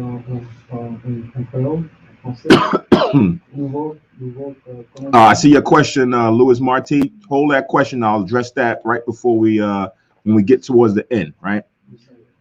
That's a good question. So now, as we read on, it says in verse 57, and wheresoever was found with any of the book of the testament or any consented to the law, the king's commandment was that they should put him to death, right? So anybody who was in the secret places or out openly and you had this book that they was now burning with fire and destroying, you was now told that if you was caught, you was going to be put to death, because now it was as if you were going against the decree of the king. Verse 58, thus did they, but their authority, so like by their authority unto the Israelites every month, to as many as were found in the city. Now the 5 and 20th day of the month, did they, so like they did sacrifice upon the idol altar, which was upon the altar of God.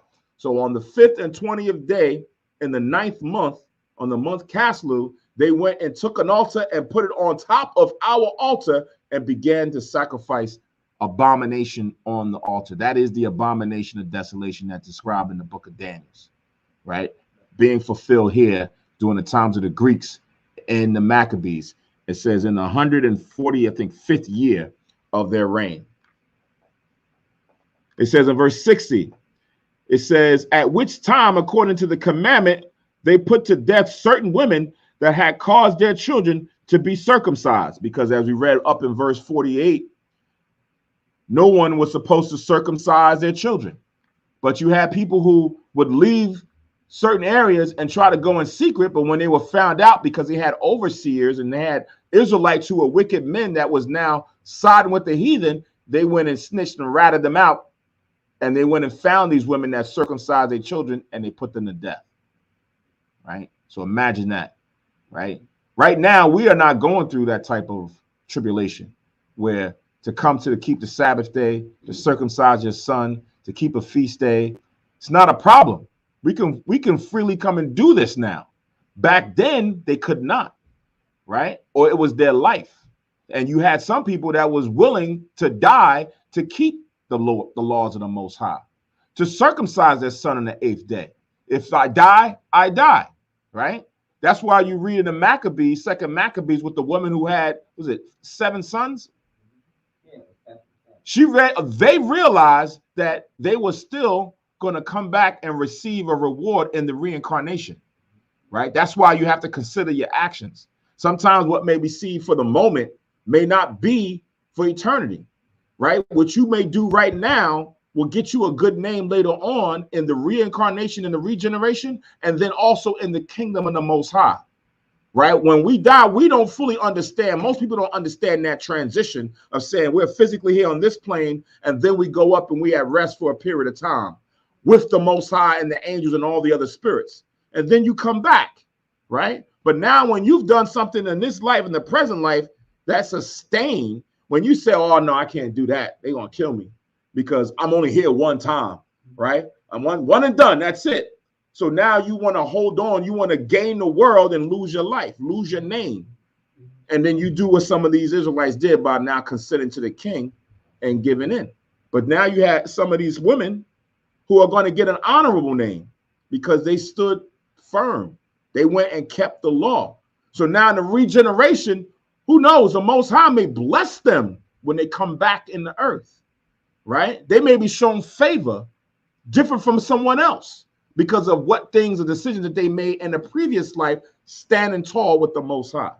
That's what sometimes most people don't understand. Why do bad things happen to good people? Who said that person was good? The Most High said no, right? That's what our perception is. But the Most High knows what others have sacrificed and done, and he can reward you either at that time or even in the future. Be quiet. The Most High always have some few reserved to show the faith that once you have faith, it could be a few. He knows that is because of those that we're reading today, that we still have faith that the Most High, so we see it, and now we see, you know what? They did it, and we can still have Israel here today as a testimony of what we're reading today.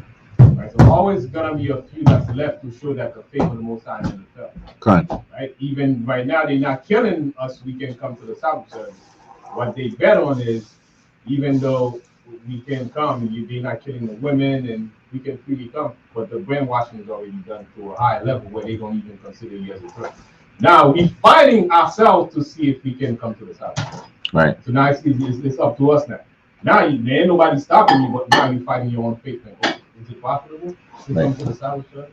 Because now you're no longer a threat as a nation that can overthrow, their empire. But back then it was like hardcore. This is our law, and that's what we're gonna keep. So it's gonna bump head to them establishing the empire.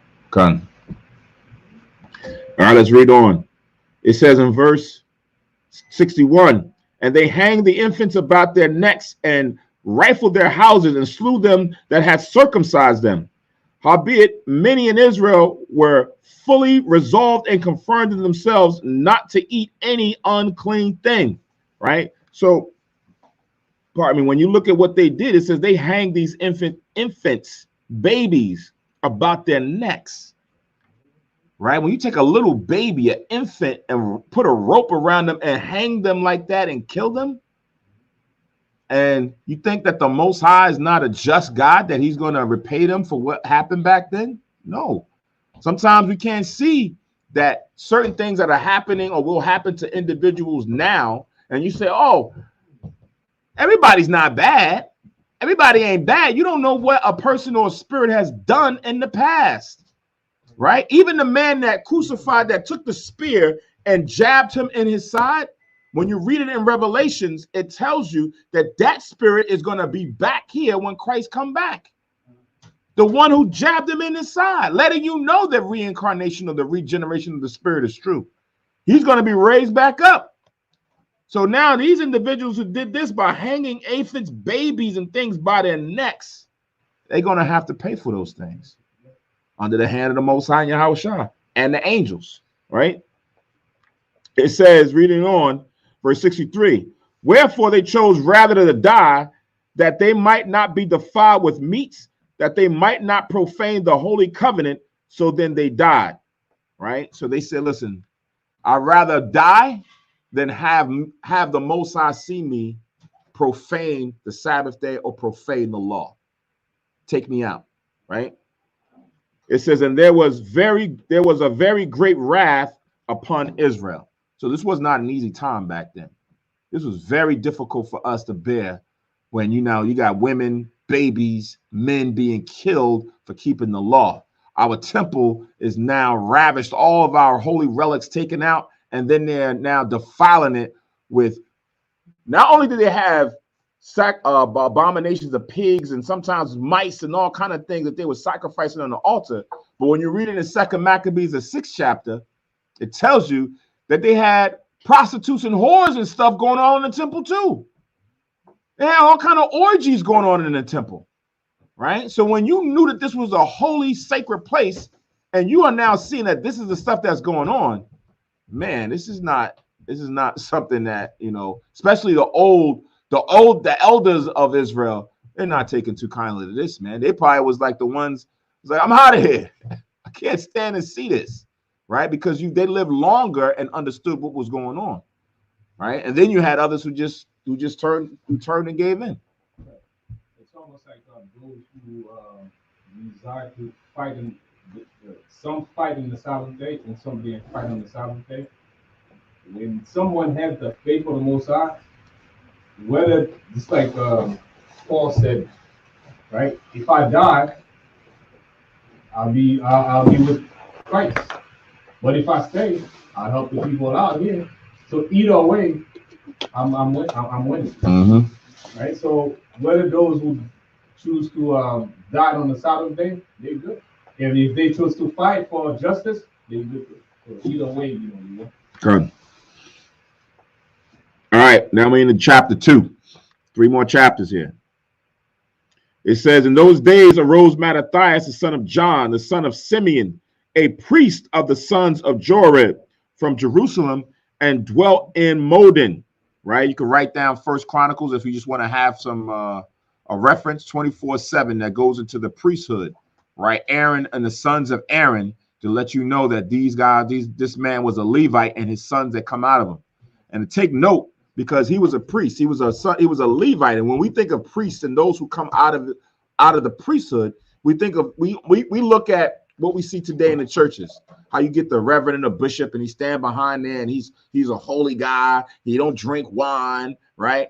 Because he only drink grape juice. It's not good to drink alcohol and things of that nature. That's not biblical. You'll find out that the priests and the men, they drank wine. They drank strong drink. And not only that, these was warriors. These priests, these men fought. They had swords. They knew how to fight. And that's what we're about to read. These were priests. These were Levites who went and stood up to now go and defend the honor of the nation of Israel against the Greeks, right?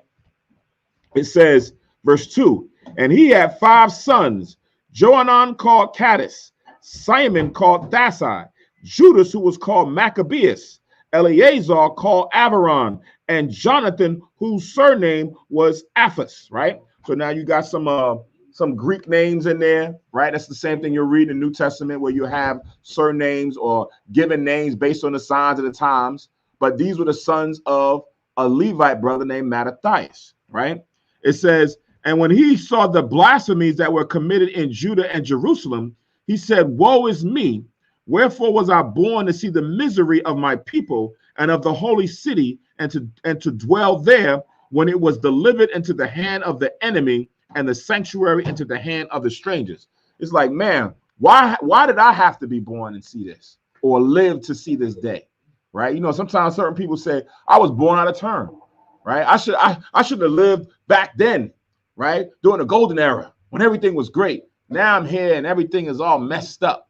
Woe is me. Why did I have to be alive to see this day? Right? It says her temple is become as a man without glory. Her glorious vessels are carried away into captivity. Her infants are slain in the streets, her young men with the sword of the enemy.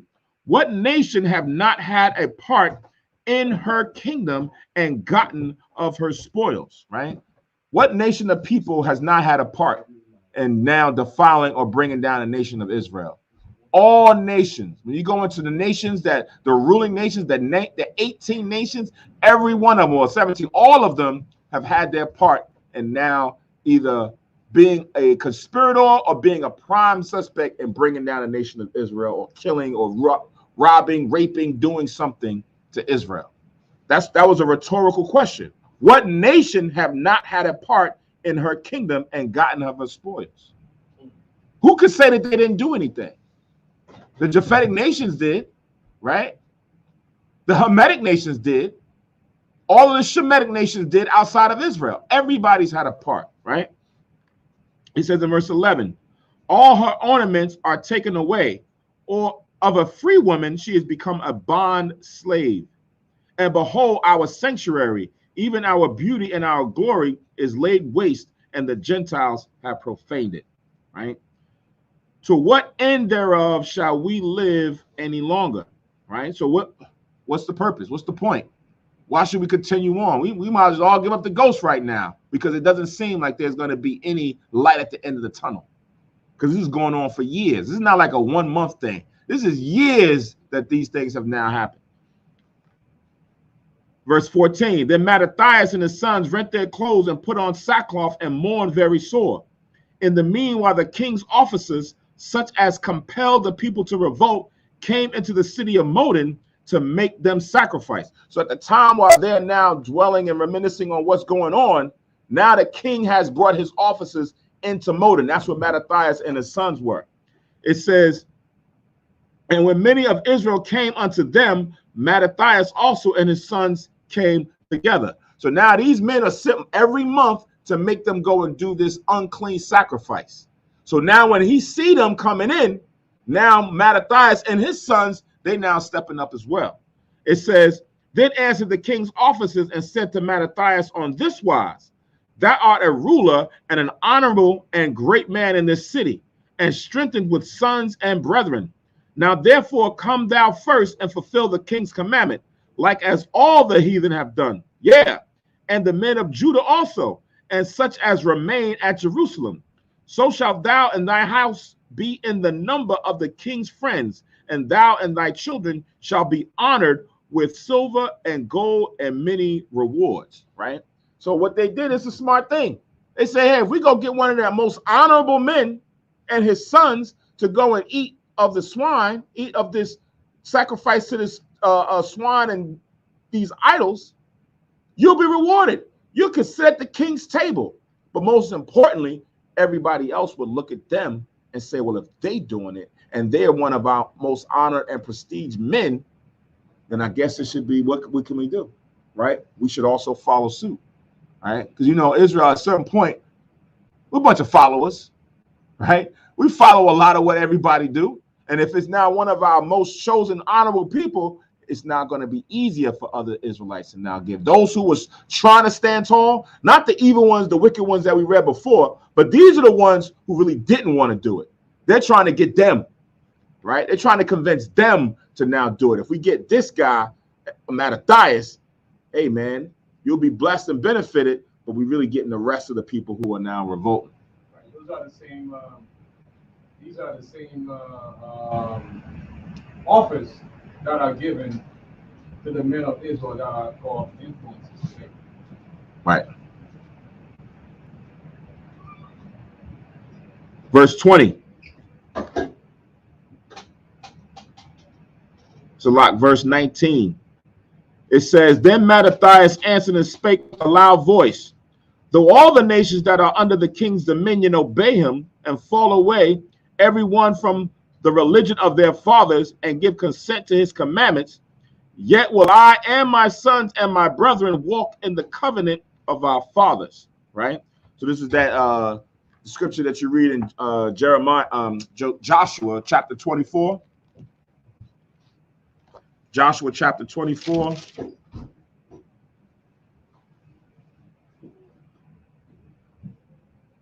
And verse 15.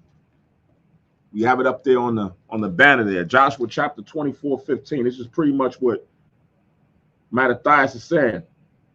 Just because everybody else is doing it doesn't matter, right? I don't care who does it. I don't care how many other heathen have now given away or given up and followed after the other nations, right? Followed after the Greeks' customs. It says in Joshua 24:15, and if it seem evil unto you to serve the Lord, choose you this day whom you will serve, whether the gods which your fathers served that were on the other side of the flood, or the gods of the Amorites in whose land ye dwell. But as for me and my house, we will serve the Lord, or we will serve Yahweh, right? So this is what Mattathias is saying to these officers that are now coming to Modin to convince them to now partake into the sacrifices, right? Say again?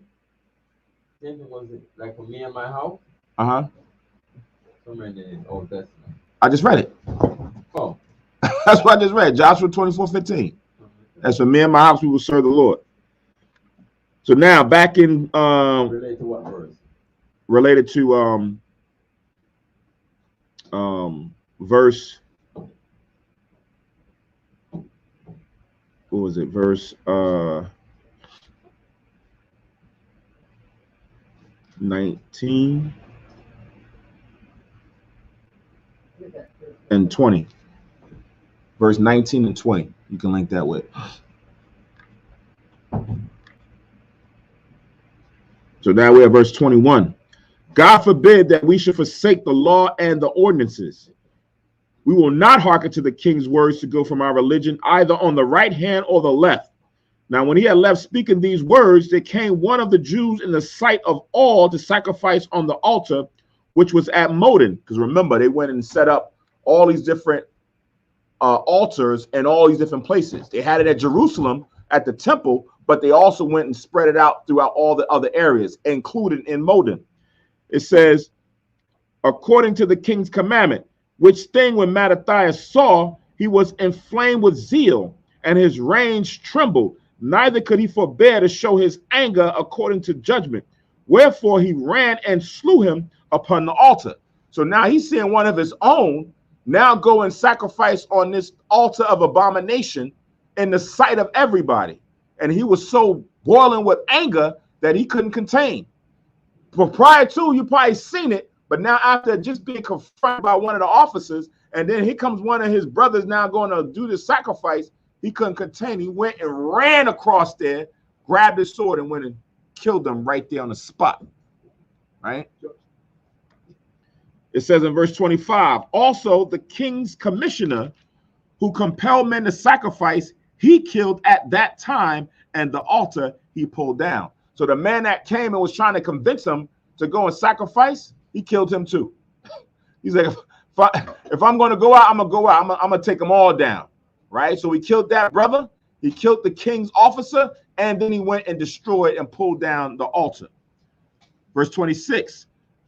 Thus dealt he zealously for the law of God, like as Phinehas did unto Zambri, the son of Salom. When you read in Numbers, the 25th chapter, that's what he did when he went and brought heathens into the camp.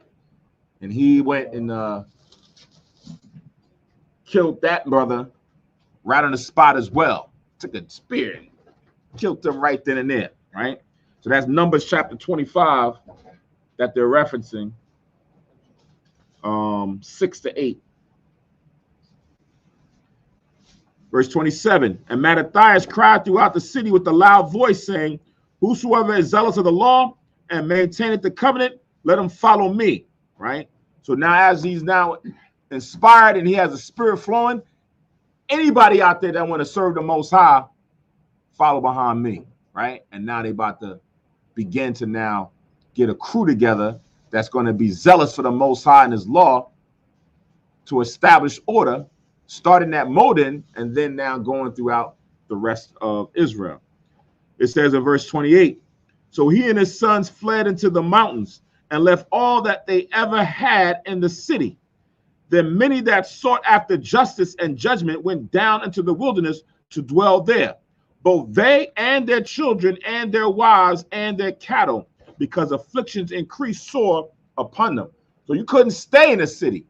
So they left and went into the mountains, into the wilderness, and they all now dwelt there, their whole families, right? And their animals. So they all migrated out because it wasn't safe there. And they was able to now go there and still keep the laws of the Lord. Verse 31. Now, when it was told the king's servants and the host that was at Jerusalem in the city of David, that certain men who had broken the king's commandment were gone down into the secret places in the wilderness, they pursued after them a great number, and having overtaken them, they camped against them and made war against them on the Sabbath day. So when somebody went and told them that these men is now hanging out in the secret places in the wilderness up in the mountains, they said, okay, they're gonna try to escape? Nah. So Antiochus went and sent an army, sent the crew of military people to now go and besiege them and encamp there to go take them down. And they did it strategically on the Sabbath day. Verse 33. And they said unto them, let that which ye have done hereto suffice. Come forth and do according to the commandment of the king, and ye shall live. Right? So I see what you've done. It can be all forgiven if you just now come and you worship and follow the king's commandment. Right? No problem. But they said, we will not come forth, neither will we do the king's commandment to profane the Sabbath day. So then they gave them the battle with all speed. Howbeit they answered them not, neither cast they a stone at them, nor stopped the places where they laid hid, but said, let us die all in our innocency. Heaven and earth shall testify for us that ye put us to death wrongfully. Right? So they said, look, it's the Sabbath day. We're not going to go fight. They didn't set up any, strategic areas and try to set up, build up strongholds and things of that nature to fight, get weapons of war. They said, nah, we're not going to give heed to the king's commandment, nor are we going to go and fight on the Sabbath day. It's a day of rest, right? It's not a day to fight. It's a day to worship the Most High. So if they come and they kill us, then they come and they kill us. Then we just going to have to die on the Sabbath day. This is the choice that we're making right now, right? So they came with swift speed and now came against the men at that area to go and kill them. Verse 38. So they rose up against them in a battle on the Sabbath day, and they slew them with their wives and children and their cattle to the number of 1,000 people. So 1,000 men, women, children, and animals died on that day, on the Sabbath day, when the king's officers sent the army to go and take these men out. Some of them that was now caught up in the secret places. Verse 39. Now when Mattathias and his friends understood hereof, they mourned for them right sore. So remember, a lot of them went up in the mountains, but they didn't go again fight against everybody. They only had a section or a certain group of them that they now went and besieged. It says, and one of them said to another, if we all do as our brethren have done and fight not for our lives and laws against the heathen, they will now quickly root us out of the earth. At that time, therefore, the decree saying, whosoever shall come to make battle with us on the Sabbath day, we will fight against them, neither will we die all as our brethren that were murdered in the secret places. So they realized that Esau could take a tactic and say, we're not going to go fight with them on any day except the Sabbath day. And if we do like what our brothers did, they're going to come and kill us all and leave the righteous seed to nothing, because the rest of Israel all went wicked. So they said, we're going to have to make an agreement. Like we read in Matthew 18, 2 or more gathered. We're going to bound this right now that we're going to go fight on the Sabbath day if anybody come to try to take us down and defile the commandment of the Lord. Verse 42, then came there unto him a company of Assyrians, who were mighty men of Israel, even all such as were voluntarily devoted unto the law. So you have Mattathias and his sons and a crew of people who now roll with them, but they were not the only ones, right? They had another group of people that was also zealous for the law. And when they heard about Mattathias and what they had done and what they were doing, they came and joined forces, right? It says, verse 43, and all they that fled for persecution joined themselves unto them and were a stay unto them. So they joined their forces and smote sinful men in their anger and wicked men in their wrath, but the rest fled to the heathen for succor. So now as the team is getting bigger and bigger, now they set in order, right?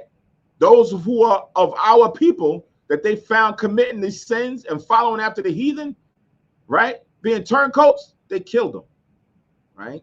So imagine the state of what's going on. You got wicked Israelites who now doing gymnastics in the nude, right? Worshiping false gods, sacrificing to these pigs and things of that nature on the altar, and then following the rest of their unclean acts. So now as they're now moving and going certain places and they encounter them, they're taking them out. So in the same thing, and now the roles are reversed, because remember, they went and established and put in wicked men and people in the city. And there was a snare unto those that was going to try to go sacrifice. So now Mattathias and the Assyrians and the rest of them said, okay, now we're going to go on the offense. So now anybody that we catch that's within our nation, we taking them out. If you one of theirs, the king's people, and you come in here, you gone, right? Now it's the building of a righteous seed amidst troubled times that Israel was now fallen under the Greek captivity and under their authority, right? It says, verse 45, then Mattathias and his friends went round about and pulled down the altars, and what children soever they found within the coast of Israel uncircumcised, those they circumcised valiantly. They pursued also after the proud men, and the work prospered in their hand. So they recovered the law out of the hand of the Gentiles and out of the hand of kings. Neither suffered they the sinner to triumph, right? So now they started to now get things back. They got some of the law back that the heathens had now started to destroy and burn with fire. They started to go find the children that was now uncircumcised because they was fearful because of the decree of the king, and they circumcised them. So now anything that was now wicked that was in their area, altars they pulled down and destroyed, and then started to establish order. Verse 49. Now when the time drew near that Mattathias should die, he said unto his sons, now have pride and rebuke gotten strength in the time of destruction and wrath of indignation. So now when we read from chapter 1, and we're reading through this expeditiously, right? There's time that's transpiring. It's just not like within a month. It's not within a week. You got a period of time that's going on from the time that Mattathias went and slew that person that went to go sacrifice to the time that he's getting up there in age and he's realizing that he's not going to live long. So now he's about to go and establish order and leave something, instructions with his sons to now continue the fight, right? It says in verse 50, but for 49, you can write down, if you don't already have it, sometimes some of us write this down in our apocryphas because these are good precepts. You can write down Ecclesiasticus chapter 30 and verse 4, right? That just goes into fathers establishing and setting up or having someone after them that's now going to establish order after they leave, right? Ecclesiasticus in the Apocrypha, chapter 30, verse 4. I'm going to read this one. I'm not going to read all of them because, you know, we want to make sure that we get through a lot of, this is for verse, no, this is for verse 49. Ecclesiasticus chapter 30 and verse 4. Down to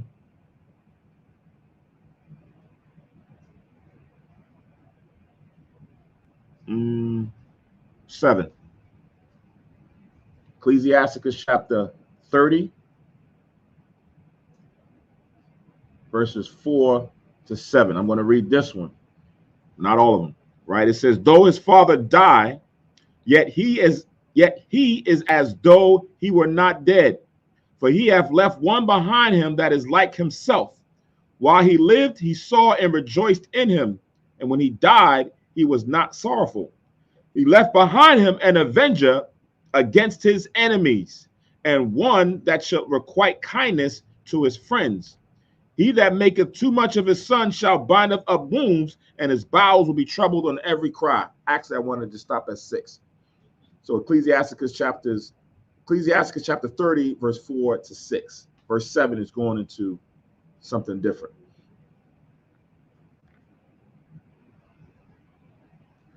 All right, so let's go back. We have verse 50 now. It says, now therefore, my sons, be ye zealous for the law, and give your lives for the covenant of your fathers.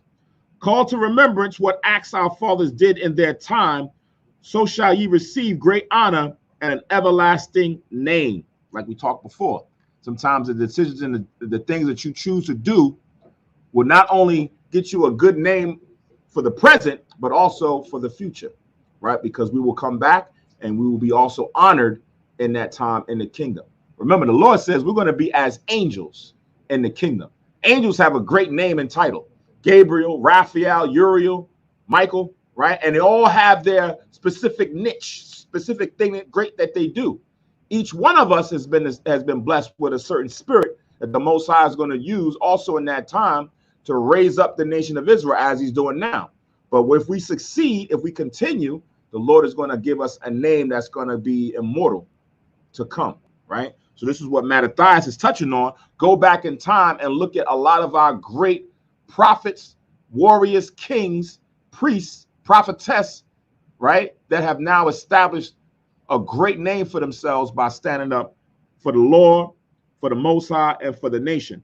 It says in verse 52, was not Abraham found faithful in temptation, and it was imputed unto him for righteousness? Joseph, in the time of his distress, kept the commandment and was made Lord of Egypt. Phinehas, our father, in being zealous and fervent, obtained the covenant and everlasting priesthood. Jesus, or Joshua, for fulfilling the word, was made a judge in Israel.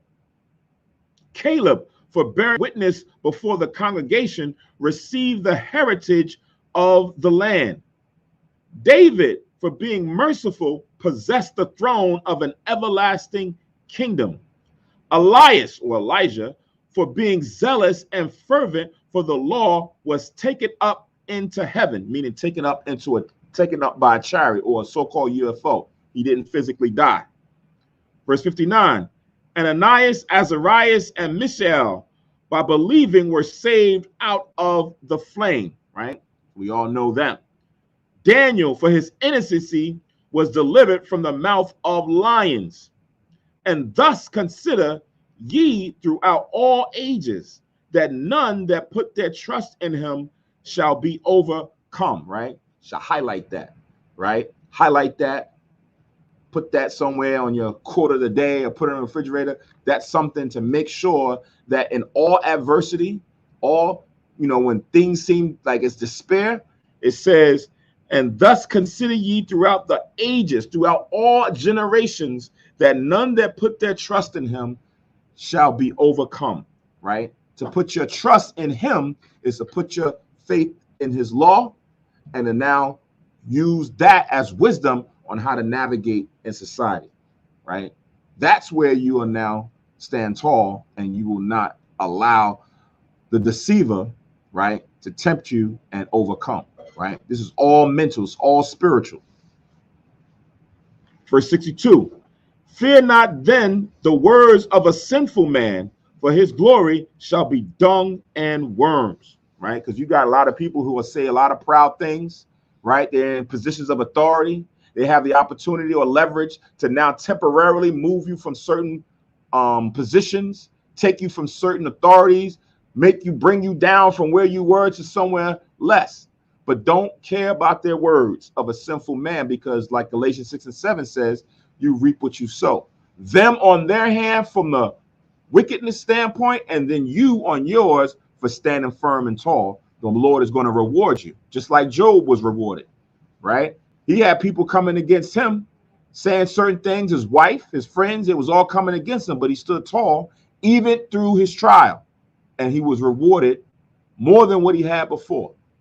And one thing you got to notice about each and every one of them, they have a gift, they identify what that gift is, and they put themselves to use for the Most High's purpose. So that's why I mentioned for so and so, because of this, then that. Like for his zeal, so he had zeal. Zeal was his gift. So the Most High used his gift. He allowed the Most High to use his gift for the benefit of many. Each one that's out and that we read about here, they have a specific thing about them that the Most High used. So not every one of them was the same. Exactly. Each one has a specific gift. Exactly. That's what you read when you read further on in the Maccabees. You'll see that these sons all had their special talent, right? All had a certain characteristic about them that they would use and how they would now take charge. And that's what we're going to get into with Mattathias right now, is how he's going to put order in. It says in verse 63, it says, today he shall be lifted up, and tomorrow he shall not be found, because he is returned into his dust, and his thought is come to nothing, right? So those evil, wicked individuals, sinful individuals, when their time has come, when they give up the ghost and they die, their name is going to have a stain, and it's not going to live on. It's not going to endure, right? Those who have now tried to do good things in the earth, those are the ones whose name sustains and whose name continue on.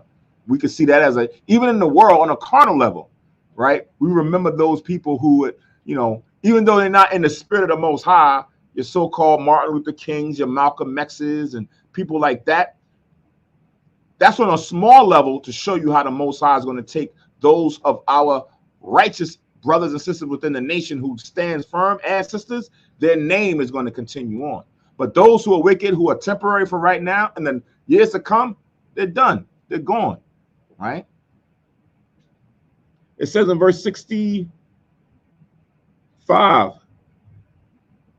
verse 64, wherefore ye, my sons, be valiant and show yourselves men in the behalf of the law, for by it shall ye obtain glory. And behold, I know that your brother Simon is a man of counsel. Give ear unto him always, and he shall be a father unto you. So Simon was a good counselor, someone that you can go and talk to, that gives good advice, sound advice, a strategist, right? He will do that for you like a father would to a son. So use him for that. Verse 65, and behold, I know that your brother, Salak, verse 66, as for Judas Maccabeus, he hath been mighty and strong even from his youth up. Let him be your captain and fight the battle of the people. So your brother is like a warrior, a David, right? Who has that spirit about him where he can be the captain of the host. He can go out there and lead the nation. Simon the counselor and Maccabeus Judas is now your captain. Verse 67, take also unto you all those that observe the law, and avenge ye the wrong of your people. Recompense fully the heathen, and take heed to the commandments of the law. Right? So we read in the New Testament when Yahushua talks about turning the other cheek, right? But we read here where, turning the other cheek. They went out, and those of our people who was consenting to the heathen, sacrificing unto abominations, they killed. Those who were like the Assyrians and those who were standing for the law, they took them in, right? They protected them, and then they went out and now promoted and proclaimed the laws of the Most High that everyone shall keep them. Imagine where you thought there was nothing, there was no hope. And you start seeing 100, 200, 300, 400 men, women, and children who are now keeping the law, and the numbers are growing. That's going to give you hope that, hey, maybe I don't have to give in to the heathen. Maybe I can still keep these laws and not worry about fear for my life because I got protection. This is what Mattathias is now telling his sons, that they now have to be those pillars for the nation. Verse 69, so he blessed them and was gathered to his fathers, meaning he gave up the spirit and he died. Verse 70, and he died in the 146th year, and his sons buried him in the sepulchres of his fathers at Modin, and all Israel made great lamentation for him. So from verse 70, you go back into the last chapter, you can now, to the first chapter, you can now start to add up the years of how long these things is going on, because we read when Alexander the Greek came into power, when he died, when Antiochus came into power, right? And when he started the abomination of desolation, and then when Mattathias started to do what he did, and then when he died. So you can add up those years and then now get a time lapse of how long this took, whether it be 4 or 5 years of all this transpiring, right? That's something that you can do on your own. So again, it says, and he died in the 146th year, and his sons buried him in the sepulchres of his fathers at Moden, and all Israel made great lamentation for him, right? So sometimes Esau, if you go online and Google, when they read things like this in the Bible, they'll try to go to certain regions and they'll see certain like rock formations, you know, and they'll say, oh, this might be Mattathias's burial. This might be where he was buried, right? Over years, you know, of erosion and things have happened, and when certain things get on it, it kind of fossilizes. This might be it, right? You don't know. Same thing with Sarah, Lot's wife, and it's like, yeah, when she looked back and she turned to a pillar of salt, and you look, and it's like I seen online, it was like 3 different ones, and they got one object, and it's like just one big rock formation just standing in the middle. It's like, yeah, that was Lot's wife. Like, how do you know that? Like, what differentiate that from that, right? But when you look at those Bible channels and things of that nature, Esau is always wanting to go and find certain things, find the archaeology, find the relics, and then now hold it, and then they can start making money off of it, right? Because what's going to happen, you want to get on a plane, you want to go there and pull out your phone and take a picture. It's like, oh, wow, yeah, take. So, but some things just need to be left where it is, right? All right. First Maccabees chapter 3, verse 1. It says, this son Judas, called Maccabeus, rose up his steed, and all his brethren helped him. And so did all they that helped with his father, and they fought with cheerfulness the battle of Israel, right? So they was happy to go out and be this group, this pillar that was now going to go and stand up and fight for the nation. And they was doing this gladly going out there. Sometimes you wake up in the morning, like sometimes I see brothers that be just exuberantly happy to go out to camp. Yo, I'm going out to camp. Can't wait to get out to camp. You got to camp and you out there teaching all day. These men, they wasn't just going out to camp. They was going out to a real camp, right? They wasn't out there just teaching on a corner or teaching at some school. They was going out there armed with swords and things of that nature, going and exhorting the people. And then those that they saw, they either had to fight and kill the heathen or even their own, right? Somebody hand up. I was going to say, even he died. He didn't get to enjoy the kingdom yet. This is an ongoing fight. Later on, when Yahushua is second coming, right, he's going to enjoy it. Mm-hmm. But so right now, everybody that's fighting don't expect to enjoy it when you go to camp. You expect everything to be good right now. Mm-hmm. The thing is, it's an ongoing fight until Yahushua makes those things. Good. Right? Always. Verse 3, it says, so he got his people great honor and put on a breastplate as a giant and girt his warlike harness about him, and he made battles, protecting the host with his sword. In his acts, he was like a lion, and like a lion's whelp, roaring for his prey. For he pursued the wicked and sought them out, and burnt up those that vexed his people, right? So he was like a lion in spirit, right? Going after the prey, a lion's whelp, right? A young, ferocious lion that just can't wait to pounce on its prey or the enemy. A tactician. He was strategizing on how to go out there and deal with anybody that was tormenting the nation of Israel, those who was fighting for the law. He went and did that, along with everyone that had now banded with him. Verse 6. Wherefore the wicked shrunk for the fear of him, and all the workers of iniquity were troubled, because salvation prospered in his hand. Now, salvation prospered in his hand, not because that Judas was, a fit man, he was that smart, and he was that this. No. Write down Deuteronomy chapter 2 and verse 25. Write down Deuteronomy chapter 2 and verse 25. I'm going to read this one. This links up with verse 5. No, verse 6. Verse 6. So Deuteronomy chapter 2 and verse 25, it says, this day will I begin to put the dread of thee and the fear of thee upon the nations that are under the whole heaven, who shall hear report of thee and shall tremble and be in anguish because of thee, right? So the Lord will then put a spirit on a man or a nation, group of people, before you even come before them.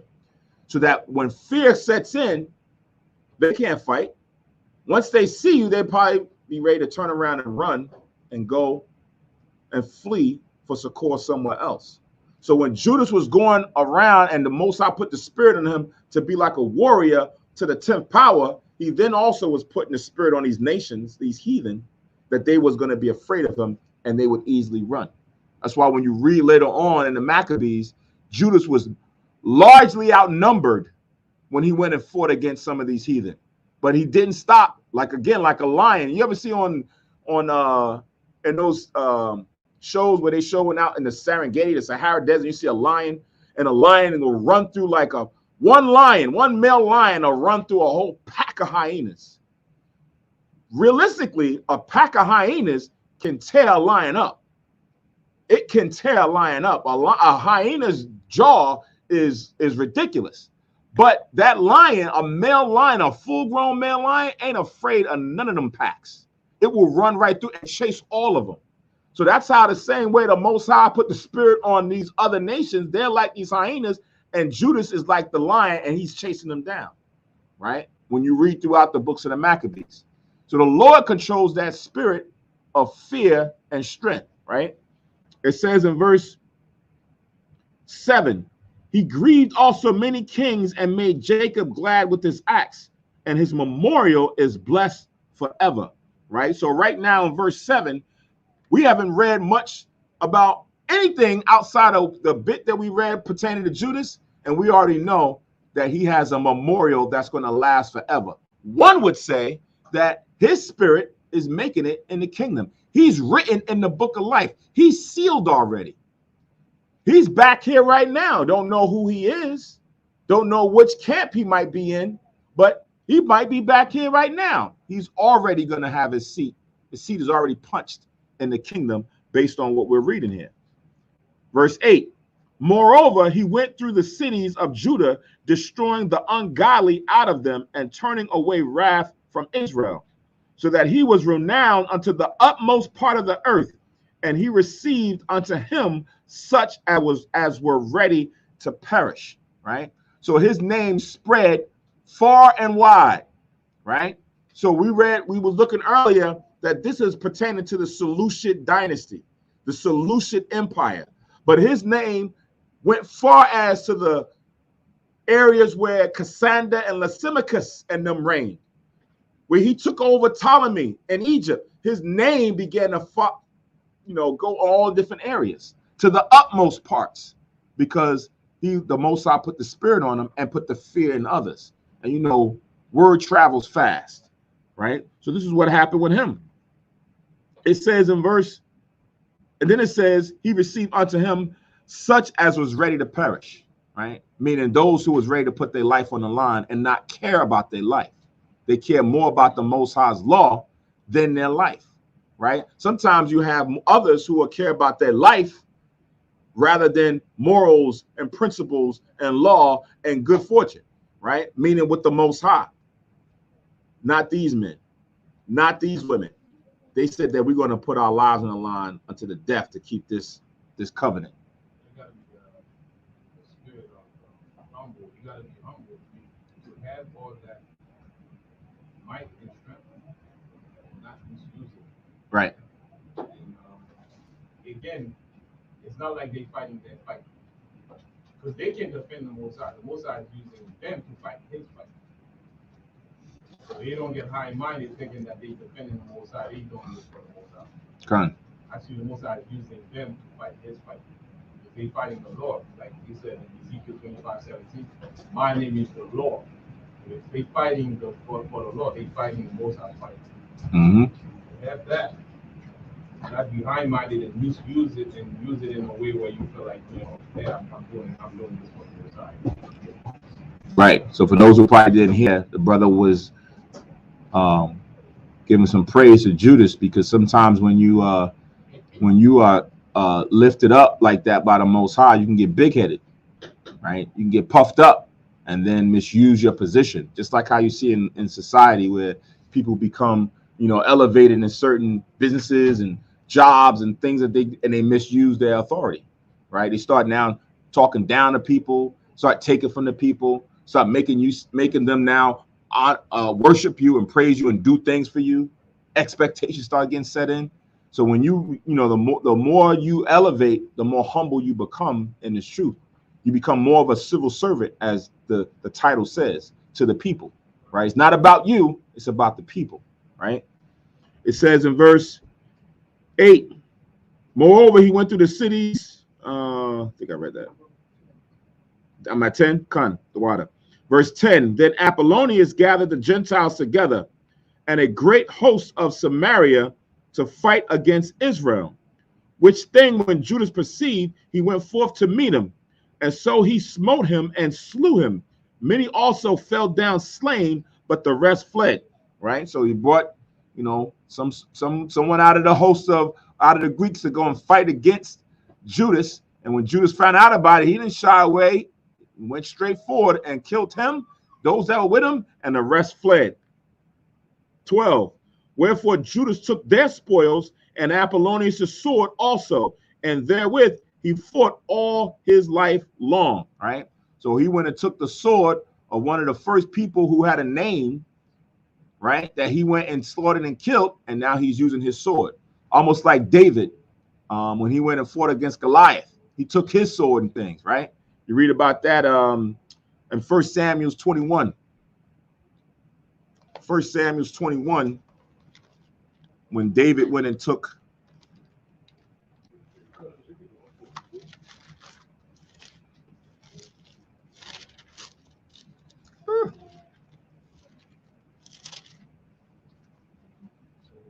right, 1 Samuel 21 and verse 9.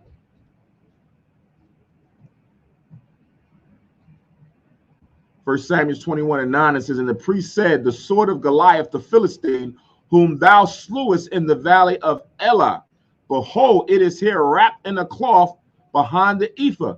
If thou wilt take that, take it, for there is no other save that here. And David said, there is none like that.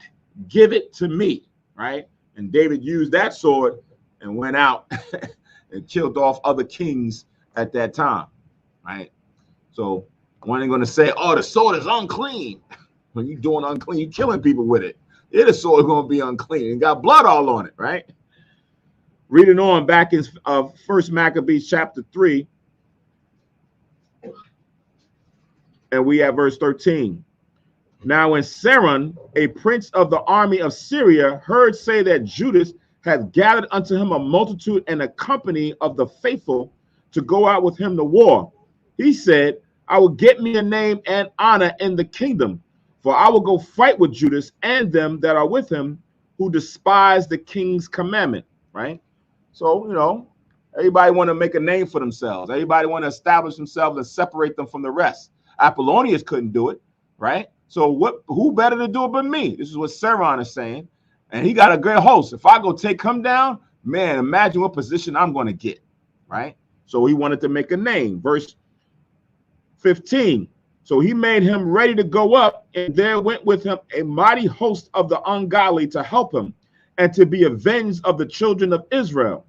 And when he came near to the going up of Beth Horon, Judas went forth to meet him with a small company, who, when they sought the host coming to meet them, said unto Judas, how shall we be able, being so few, to fight against so great a multitude and so strong, seeing we are ready to faint with fasting all this day?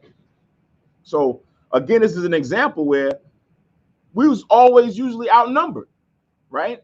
But now you have some of our people, some of the brothers was like, yo, how are we going to go fight against them? It's only a few of us, and we've been fasting, right? Showing you that this wasn't just about them just running around just killing people. They still was fasting and praying to the Most High that he would get them the victory, right? But they were concerned that they may not have enough in order to win this battle against Saron and his hosts. Reason kicks in. Now they start seeing that they don't have enough men, right? reason to go. But it's about the faith. Regardless of where you are in the battle, never forget it's about the faith. All the while you've been fighting, that's how you've been winning. The minute that reason takes over, now you gotta start looking at man. You really do it. Look how much they have. Look how much weapon they have. They have more men than we. Right. And reason. I mean, it's reasonable to think like that, but in the fight of the Most High, it's always in faith. Right. You can write down Leviticus chapter 26, 7 to 8.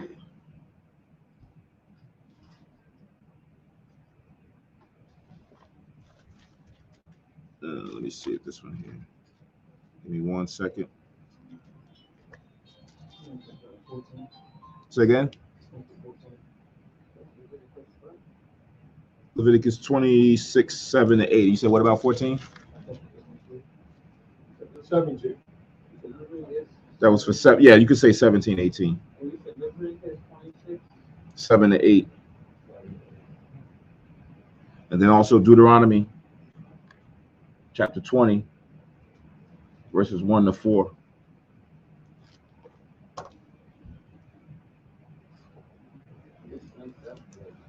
17, 18. I didn't read 18 yet, but it goes with both of them, right? So the concern was we may not have enough in the tank, and we don't have enough bodies to fight against them.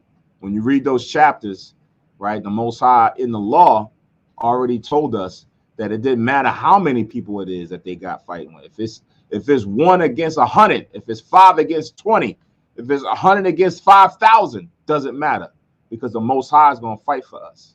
There's times when you read it in the Tanakh where we went out to war and we didn't lift up a sword. The Most High sent the angels down, and the angels went and wiped out the whole camp of the enemy. So we should never have to worry about it.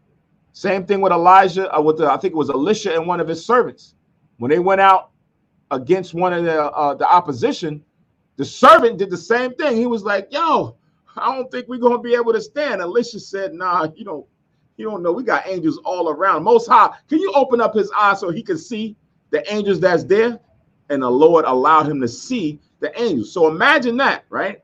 Imagine we talking about Judas and how he was filled with might. Elisha and them, they was rolling in the spirit. And not only I'm saying just rolling in the spirit, but Elisha was able to see the angels around him. His servant couldn't do it, but Elisha could see him. So now when he's now going and standing before other people, imagine you standing in front of a heathen or somebody that's about to attack you, and the angel standing behind him, and he popping off at the mouth. He like, man, you don't know. You don't know what's about to happen. And he got all kind of weapons and guns and all kind of things. He got people in the car, and they thinking that they about to be lit. Nah, you don't know. And that's used as a way of now giving us confidence to say that in those situations, we're like that servant, right? Sometimes we don't see the angels. We don't see the Most High right there, but he's there, right? If you stand tall, if you stand firm, if you trust in the Most High, he'll defend you. He'll fight for you when your back is against the wall, right? Don't tempt the Most High, because sometimes some people are like, word, that's how the Most High operate, and you just start going out there just doing things reckless. You start going to the enemy and start popping off, thinking like, yeah, the angel's about to have my back. And then all of a sudden you get into a jam and you find yourself laid out on the ground somewhere, right? Or you find yourself in a hospital with some kind of wound on, because you went out there now and tempted the Most High and say, I'm going to put myself in a situation and the Most High going to have my back. Now, when you don't have, it appears that you don't have no other way of getting out of it, that's when the Most High step in, right? When it's out of your control. Sometimes that situation is put to test your faith, right? It's there to test your faith to see if you're going to continue to go even to the death, even to the last straw, right? It's a scripture in the Apocrypha that talks about that. Fight to the end of the Most High, the Lord will fight for you. Was Ecclesiasticus? Ecclesiasticus 4:28. Write that down, right? Also, you got to write down Hebrews 11:6. So Ecclesiasticus 4:28 and Hebrews 11 and 26. No, 6. 11 and 6? Right. 11 and 6. Faith, it is impossible to please. Ecclesiasticus I was going to say 4:24 and 28. And then Hebrews 11 and 6. What you just mentioned about that. When That was just our general talk. as the Most High to open their eyes. Even Elisha, before he even was able to see it, the Most High tests his faith to make sure that he's there. Even if he sees, at the time he opened his eyes to see the angel himself, that wasn't no thing for him, but because before he was fighting without, right. To see it. Right.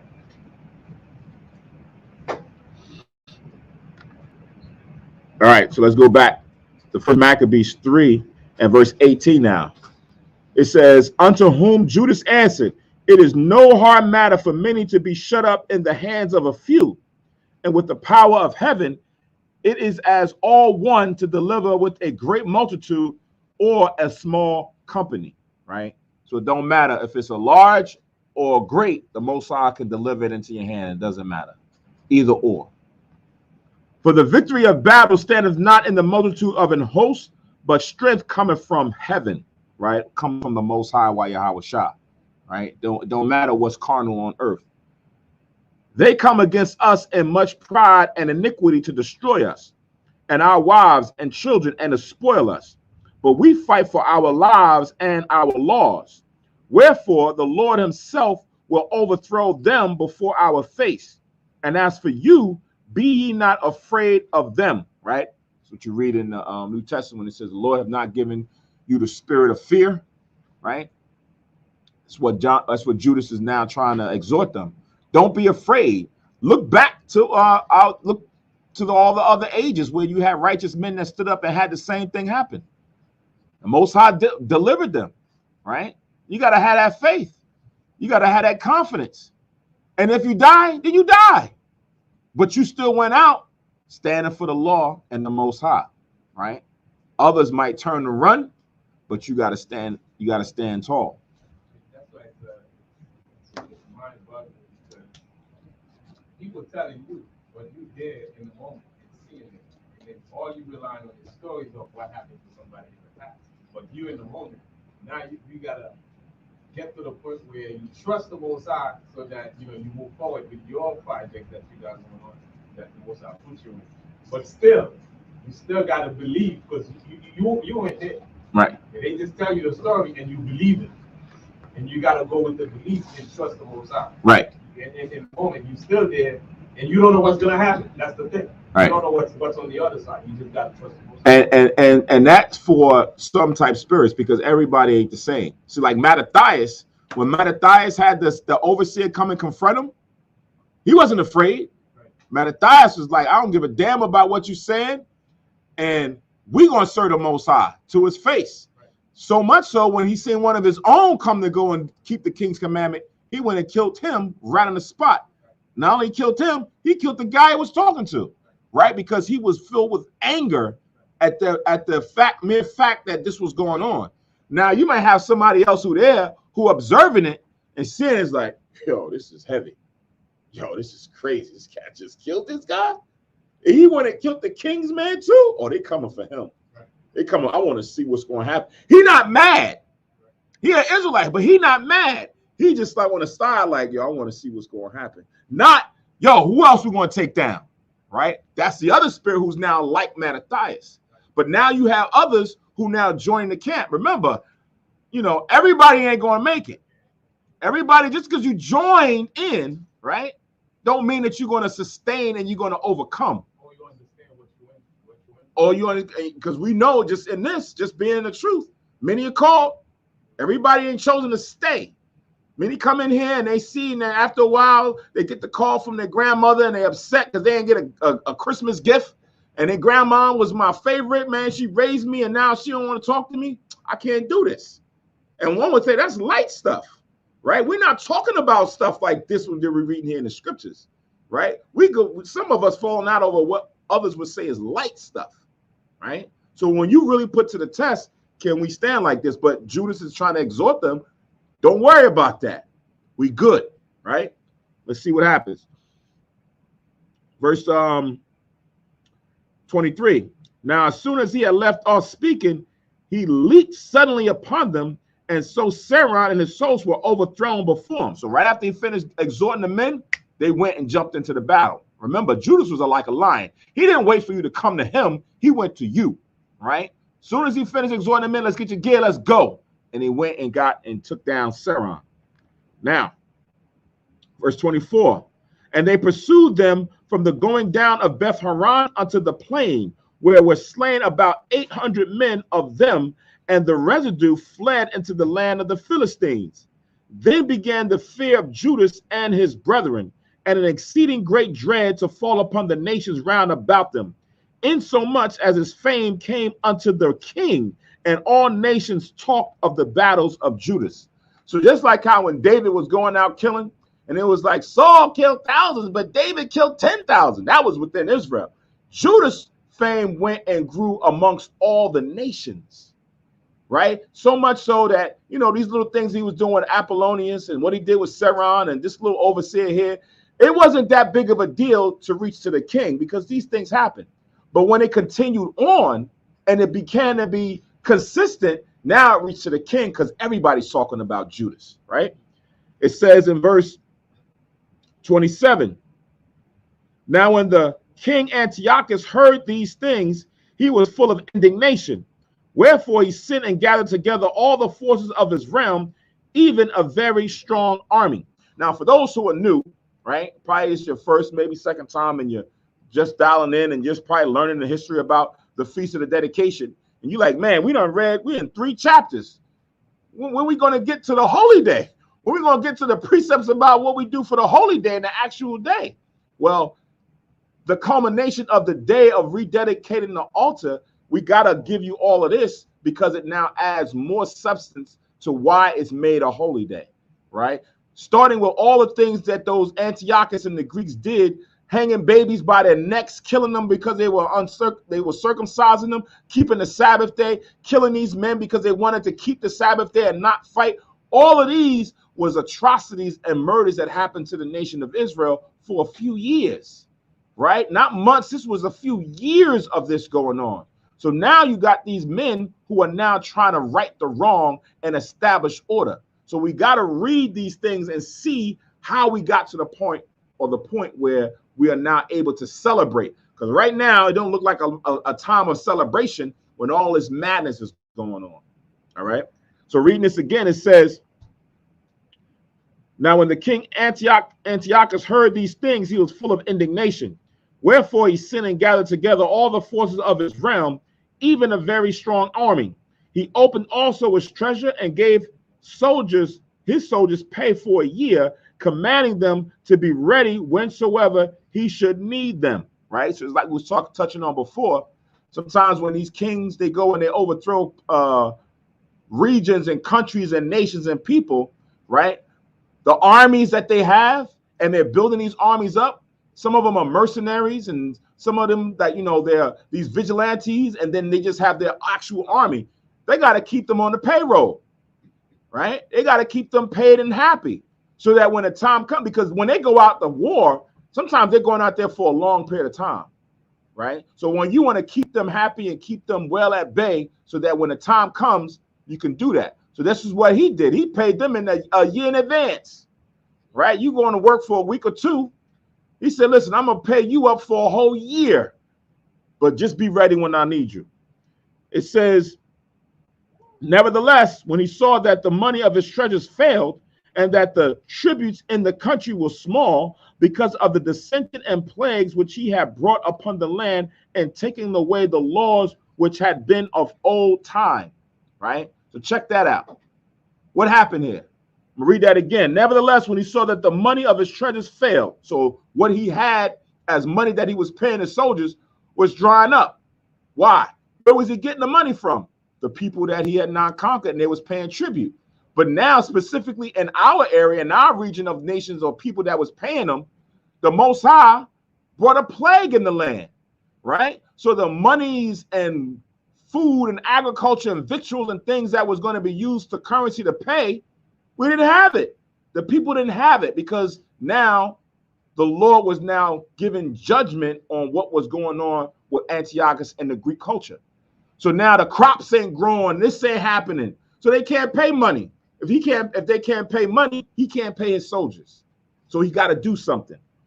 Let's read it again. It says, nevertheless, when he saw that the money of his treasures failed and that the tributes in the country were small because of the dissension and plague which he had brought upon the land and taking away the laws which had been of old time, he feared that he should not be able to bear the charges any longer, nor to have such gifts to give so liberally as he did before, for he had abounded above kings that were before him. So Antiochus IV rose up and was better than those that was before him. But now when the money and everything dried up, he thought that he wasn't going to be able to sustain it. He couldn't give out that money liberally, and they would look at him like they would look at him away. Oh, his kingdom is falling. Right? That's what happens, right? When your money, when you're not as prosperous as the king or president before you, it says, oh man, it's coming, it's going down now, right? He don't got that power like he used to have. So he was afraid of that happening. Proverbs 18:11.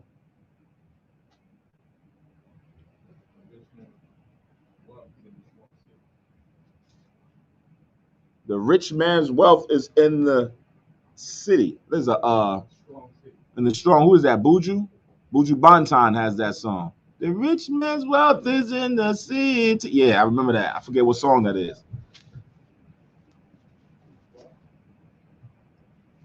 You don't know that one? You gotta he don't he don't he don't listen to culture reggae. That's what it is. No, I do. Yeah, I'm just messing with you. All right, so now let's read on. Verse 31.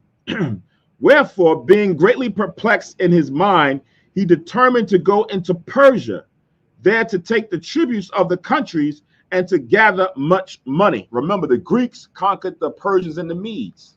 So they were also those who paid tributes unto them. So now he says, I'm going to now go over there into the areas in Persia and collect more tribute money from them so I can pay my people, right?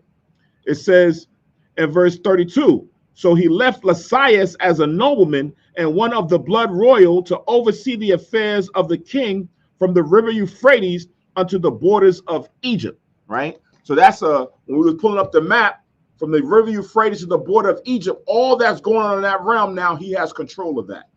He now has the authority to make decisions on the king's behalf, whereas the king is now going over to Persia, and now he has that authority in that over that realm.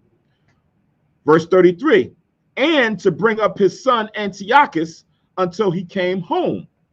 Moreover, he delivered unto him the half of his forces and the elephants, and gave him charge of all things that he would have done, as also concerning them that dwelt in Judah and Jerusalem. So he gave him a lot of his forces, army, military, elephants, right? And authority to make decisions, right?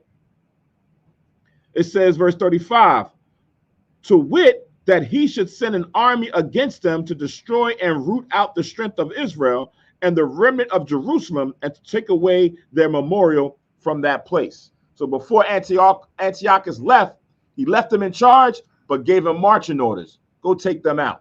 Because he was full of indignation having heard about Judas Maccabees and what all he was doing. But now this money situation got him all jammed up. So he got to leave to go to Persia. But Lysias, I'm letting you know, here, take my elephants, take everything. Go remove them and desecrate that whole place. That's what Lysias is supposed to do. Verse 36. And that he should place strangers in all their quarters and divide their land by lot, which is a common theme, right? We see this same thing happen when you read in 2 Kings, when the Cushites, the Babylonians came and took our people out of the land, and they put others, heathens, in the land. So much so that you'll read about that in the Gospels when Yahushua was there. That's why he said in Matthew 10:5, don't go into the ways of the heathen, nor into any city of the Samaritans. because the Samaritans were now filled with heathens. Because once they were moved out, they put in imposters. So that's what they want to do here. Go out of that city and build up the city like how we want. We're going to change the face of the city. That's why Israel right now looks the way it is, right? It's other people that's dwelling in that land. So as time goes on, when a new generation comes up, when they look to that people, when they look to that, they say, oh, that's them. That's their land, not knowing the history, right? Verse 37. So the king took the half of the forces that remained and departed from Antioch, his royal city, the 147th year. Having passed through the river Euphrates, he went through the high countries. Then Lysias chose Ptolemy, the son of Doremus, and Nicanor and Gorgias, or Georgius, mighty men of the king's friends. And with them he sent 40,000 footmen and 7,000 horsemen to go into the land of Judah and to destroy it as the king commanded. So Lysias is now the authority figure. He went and chose out 3 prominent men of the king, mighty men of valor, to go now and fight against Judas and Israel.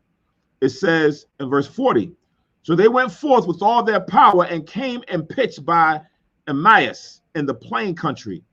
And the merchants of the country, here, watch this. This is something I always reveled at, right? It says, and the merchants of the country, hearing the fame of them, took silver and gold very much with servants and came into the camp to buy the children of Israel for slaves. A power also of Syria and of the land of the Philistines joined themselves unto them. So when they heard that Georgius, Nicanor, and Doremus was going to go fight against Israel, they said, oh, we about to get slaves. So they went, all got their money up and came and just started putting down notes and saying, look, I want 3. Get your 3. Okay, I'm going to get 5 for you. I'm going to get 6 for you. I'm going to get this 5 for you. So they was putting down their money, right? It was putting down their investment. I don't know how many. I want 3. How many you want? You want 2? He getting 2, right? That's why he said earlier, tell me a nation that has not had their hand within Israel, that has not put this burden upon Israel.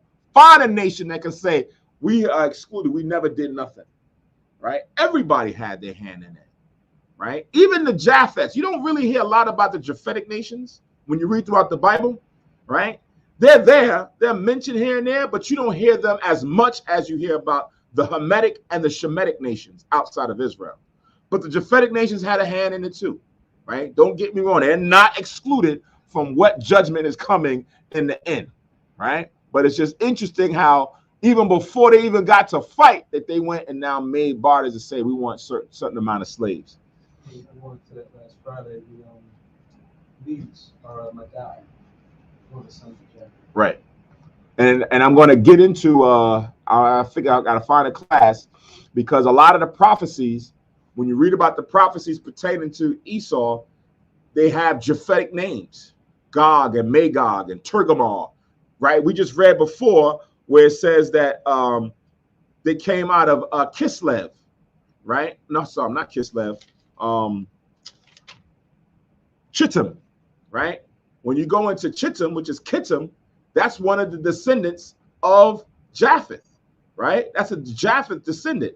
But he, the Macedonian, the Edomite coming out of Shem, is now coming out of that region. Why? Because Esau went up from where he dwelt and went into the land of the Japhetic nations and conquered them and took their names and dwelt in their cities. So a lot of the prophecies that you read about in Ezekiel, that you read about in Isaiah, that you read about in some of the minor prophets, when it mentions those names, if you're not astute, you'll think that it's talking about these Japhetic nations.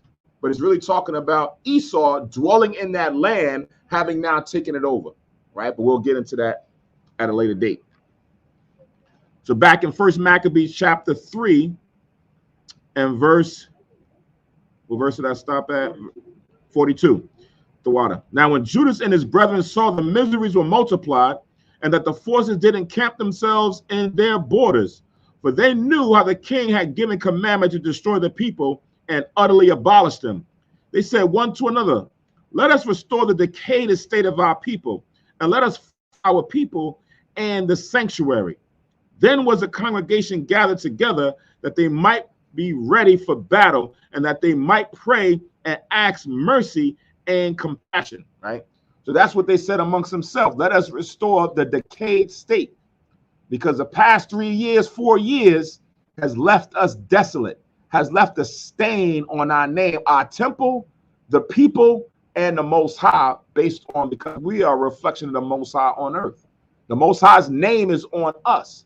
So when we look bad, it's like the Most High looks bad, right? So the Lord said, Judah said, we got to restore honor back amongst our people. It says in verse 45, now Jerusalem lay void as a wilderness. There was none of her children that went in or out. The sanctuary also was trodden down, and the aliens kept the stronghold.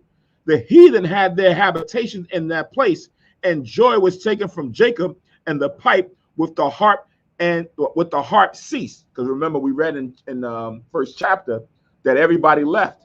They brought in other people, and they dwelt in that city, and everybody fled out, right? So when Mattathias and them dwelt in Modin, they now coming back and trying to restore order.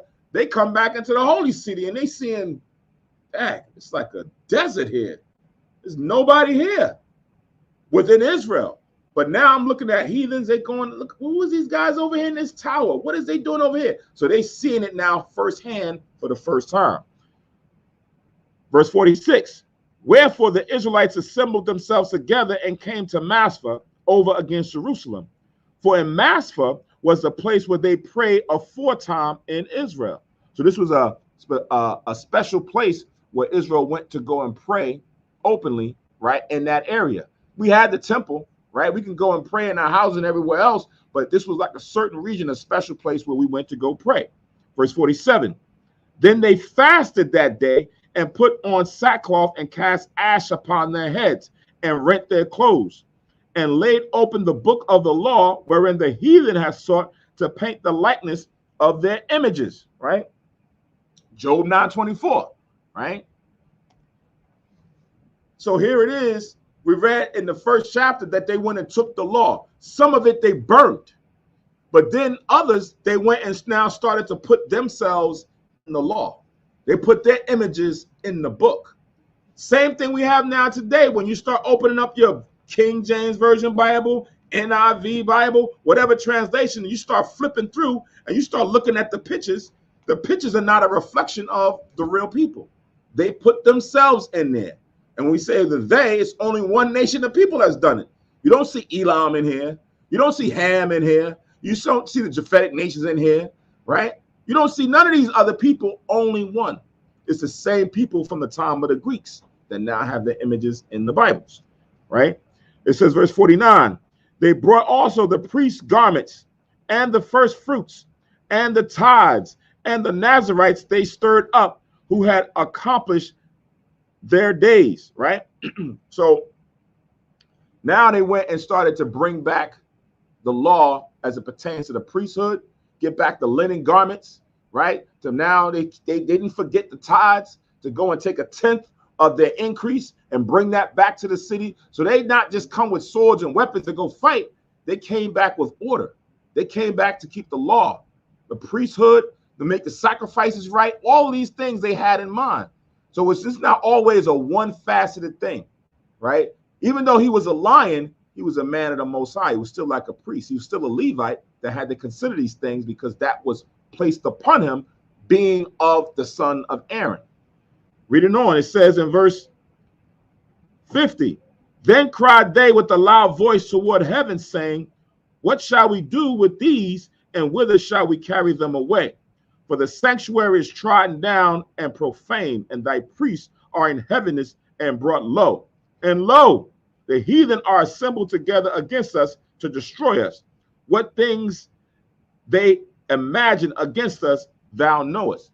So when they came back in, they saw the temple and the way everything was, and they said, what are we going to do? All this stuff is all jacked up, man. We can't worship the Most High the way we want to worship the Most High. What shall we do, Most High?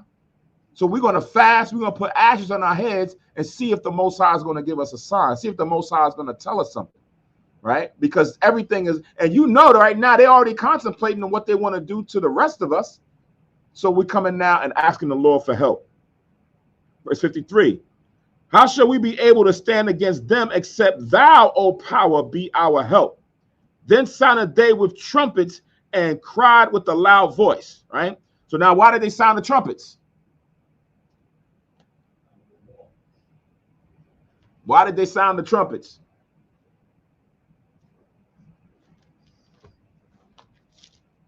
They were mourning. Huh? Mourning. They were mourning.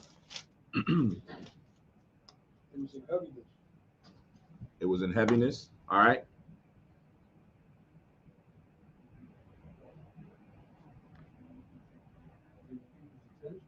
Get the people's attention. Now, who remembers during the memorial blowing of the trumpets, when we keep the feast and we go through the history about the trumpets, what's one of the reasons that we have to blow the trumpets?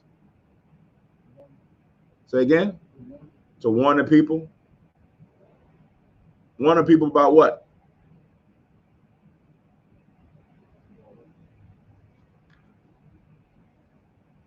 You're not sure? All right, you're just throwing that one out. What else? Why else do we blow the trumpets? You blow the trumpets for a number of different. I know. I want to give me one or two. The sound alarm. Sound the alarm for what? That the enemy is coming. That the enemy's coming. So sound an alarm for war. Okay. Right? Yeah. So when you read in Numbers, the 10th chapter, the 10th verse, it tells you that when you're about to go to war, you're supposed to sound the ram's horn. We do it for the solemn assemblies and the high holy days and things of that nature. But that was the law, that when you go to war, you got to get your ram's horn and sound the alarm, right? That's a memorial. That's a token between us and the Most High. So here it is. We see that Judas and the men didn't forget they did that. Now, not every time when you seen Judas go out to war, when you read it in the Maccabees, does it always account that he blew the horn. The same way when you read the gospel, when Yahushua was doing what he was doing, did it always dictate to a fine tooth and comb that Yahushua did everything specifically like it's in the law. But we do know, because it gives us little tidbits here and there, that he's keeping in line with the law. Judas is keeping in line with the law as he's going out to fight, because they brought their ram's horn and they blew them. And you'll see it a couple other times in the scriptures. This is just one. Somebody had their hand up? All right. So that was Numbers 10 and 10. Just write that down. So now reading on. I'm reading 54 again. Then sounded they with the trumpets and cried with a loud voice. And after this, Judas ordained captains over the people, even captains over thousands and over hundreds and over fifties and over tens. But as for such as were building houses, or had betrothed wives, or were planting vineyards, or were fearful, those he commanded that they should return every man to his own house according to the law. You can write down Deuteronomy chapter 20, verses 5 to 9, right? That's what he's referencing, right? Some people were ready and apt, captains over hundreds, thousands, fifties, tens, what have you. And then there's others who just got a wife, who just got a house, who was afraid. Those men, according to the law, you separate and send them back home, right? That's in the law. That's what Judas is now executing. I was going to say earlier, and the horn has to be sound a specific way. For war, when you're in the midst of the war, you gotta make a different sound. So you have to be mindful of the different sound of the trumpet, so you know exactly what state you're in. Good. So just correction on that. Numbers 10. I said Numbers 10 and 10. Write down Numbers 10, 7 to 10. 7 to 10. Because that gives you the complete. Numbers chapter 10, verse 7 to 10. All right. 1 Corinthians 14 and 8, what the sound. Good. 1 Corinthians 14 and 8. 1 Corinthians chapter what? 14 verse 8. 14, verse 8.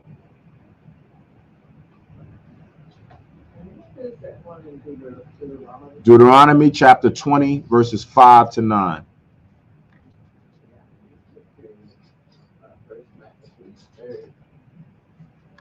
And that goes with 56. Gun.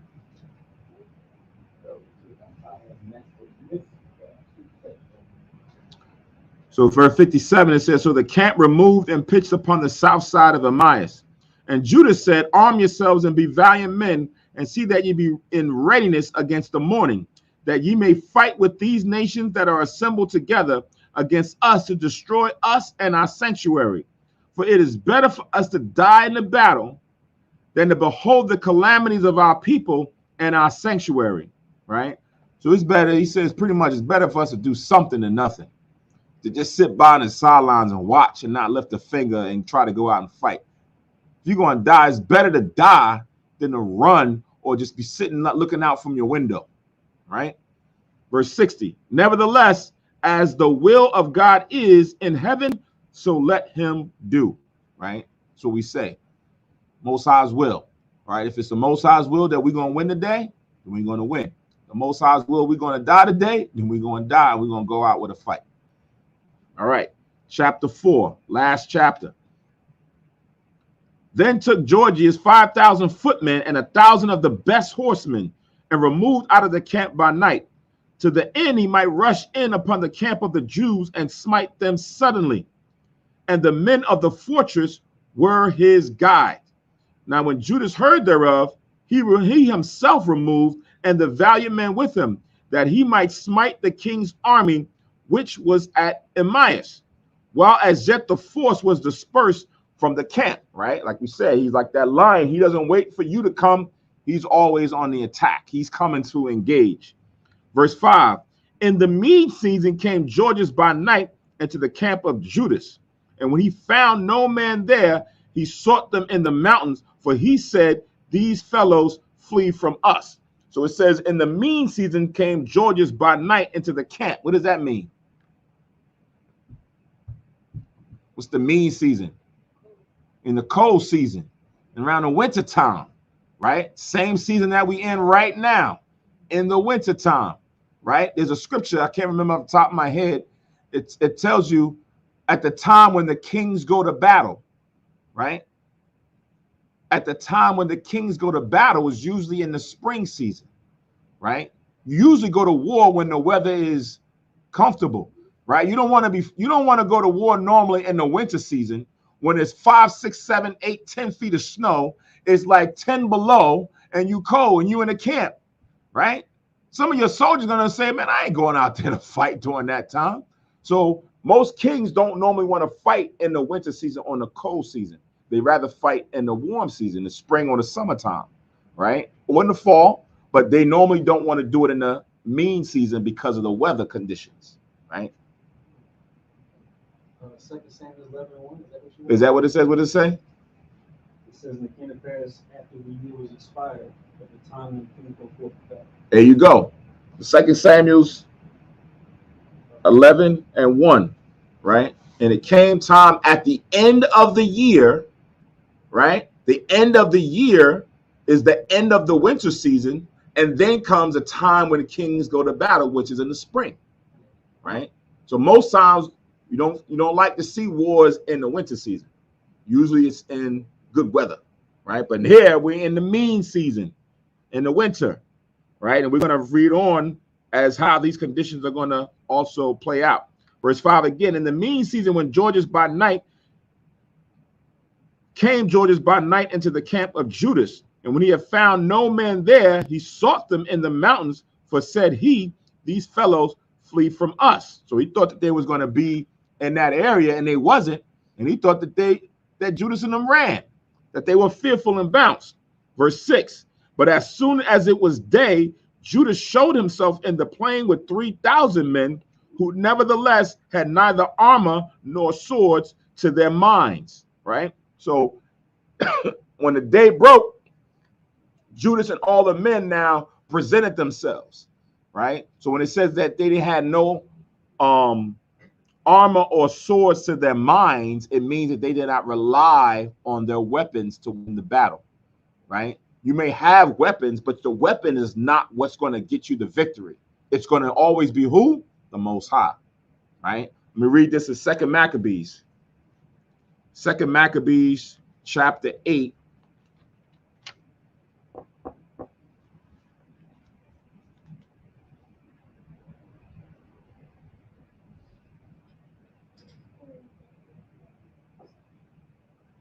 And 18.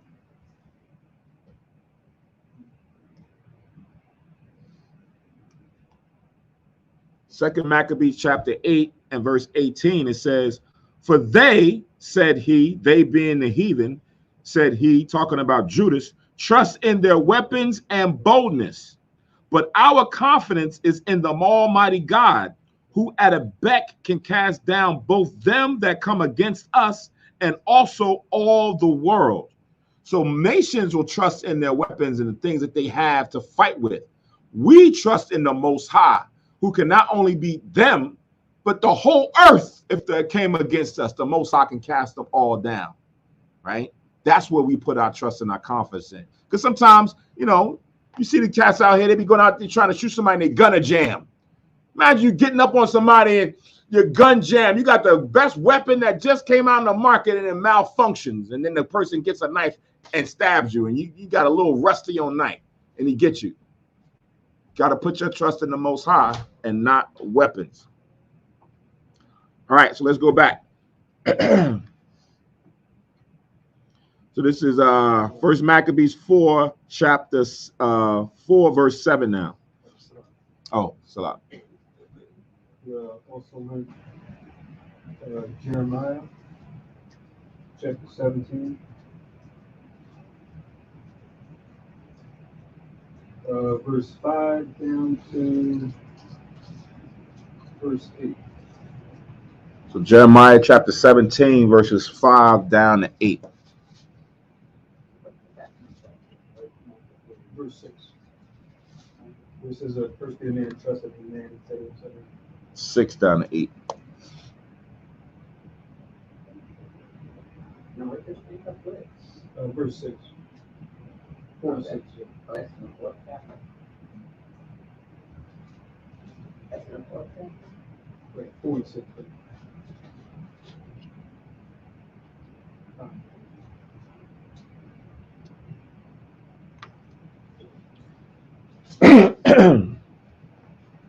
Salah.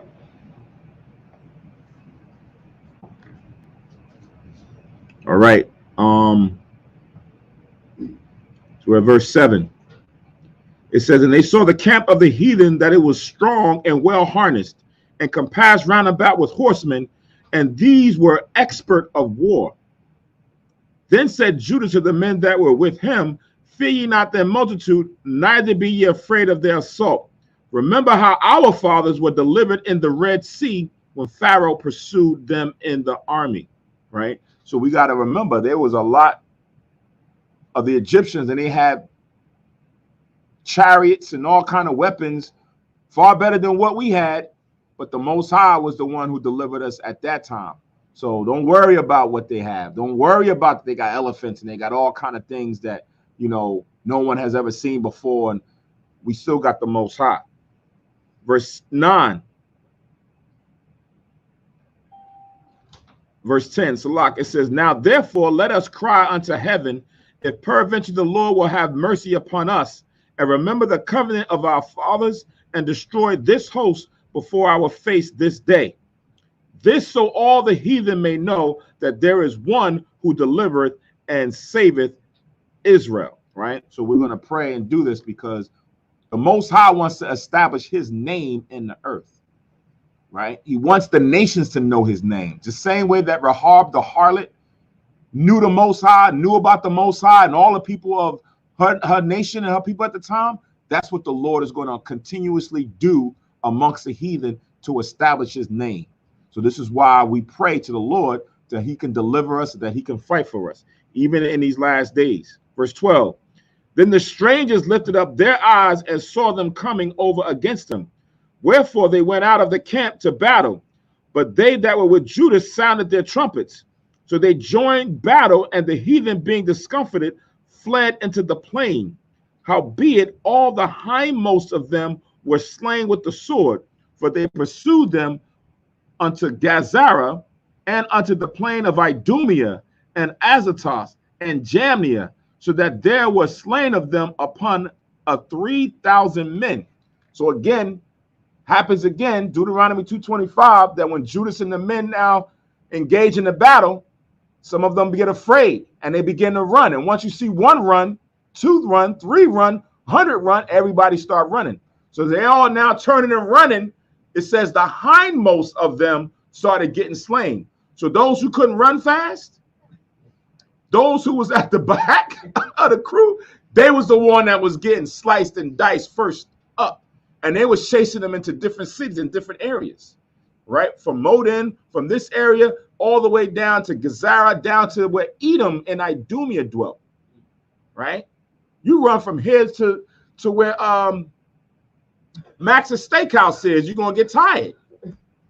You're going to be ready to take, you're going to be ready to get with the ghost, right? Their energy and their stamina, especially if they was rolling in the spirit, was up to par, that they can now continue this war and fight and chase them for long stretches and periods of time. Not that they ran from one city for 2 days on foot, but the fact that they was able to continue and chase them all the way to where they got to other towns and still kill and slay about 3,000 men. Verse 16, this done, Judas returned again with his host from pursuing them and said to the people, be not greedy of the spoils inasmuch as there is a battle before us, right? So even though we got this little victory right now, don't get complacent and start taking spoils and getting comfortable and wanting to enjoy your spoils. We still have other things that's laying before us. Verse 18, and Georgius and his hosts are here by us in the mountain, but stand ye now against our enemies and overcome them, and after this ye may boldly take the spoils. So once we deal with Georgius in the mountains, then y'all can deal with that. But right now, show yourself to them. Let us deal with that, and afterwards we good. Verse 19, as Judas was yet speaking these words, there appeared a part of them looking out of the mountains. So as he's talking with the men, you got people looking out through the mountains, peeking, showing themselves, right? Looking and seeing what Judas and them is doing, right? It says, who when they perceived that the Jews had put their host to flight and were burning the tents, for the smoke that was seen declared what was done. When they therefore perceived these things, they were so afraid, and seeing also the host of Judas in the plain ready to fight, they fled every one into the land of the strangers, right? So now, while they're now waiting for them to come out of the mountains, they're burning all of their camp. So they're seeing the smoke. They already ran, and now they're seeing that they're not done. They destroying their stuff. They're even more afraid, and they fled from the mountains into the land of the rest of the heathens. Verse 23, then Judas returned to spoil the tents, where they got much gold and silver and blue silk, which is a very precious silk, and purple of the sea, the dye that comes from the bottom of the sea to now dye different garments and things is what they had, and great riches. And this they went home and sung a song of thanksgiving. Read again. And this they went home and sung a song of thanksgiving. So now here's thanksgiving in the Apocrypha, right? So the same way how the heathen had Thanksgiving about a month ago, right? That Thanksgiving was for them getting the victory and the deliverance and now have a new land over here in the Americas, right? And they kill people. So now here it is here during the time of Judas Maccabees and the Assyrians and the rest that joined with them. They killed about 3,000 men in a host, and they fled and left that region so that they can now recover the holy city.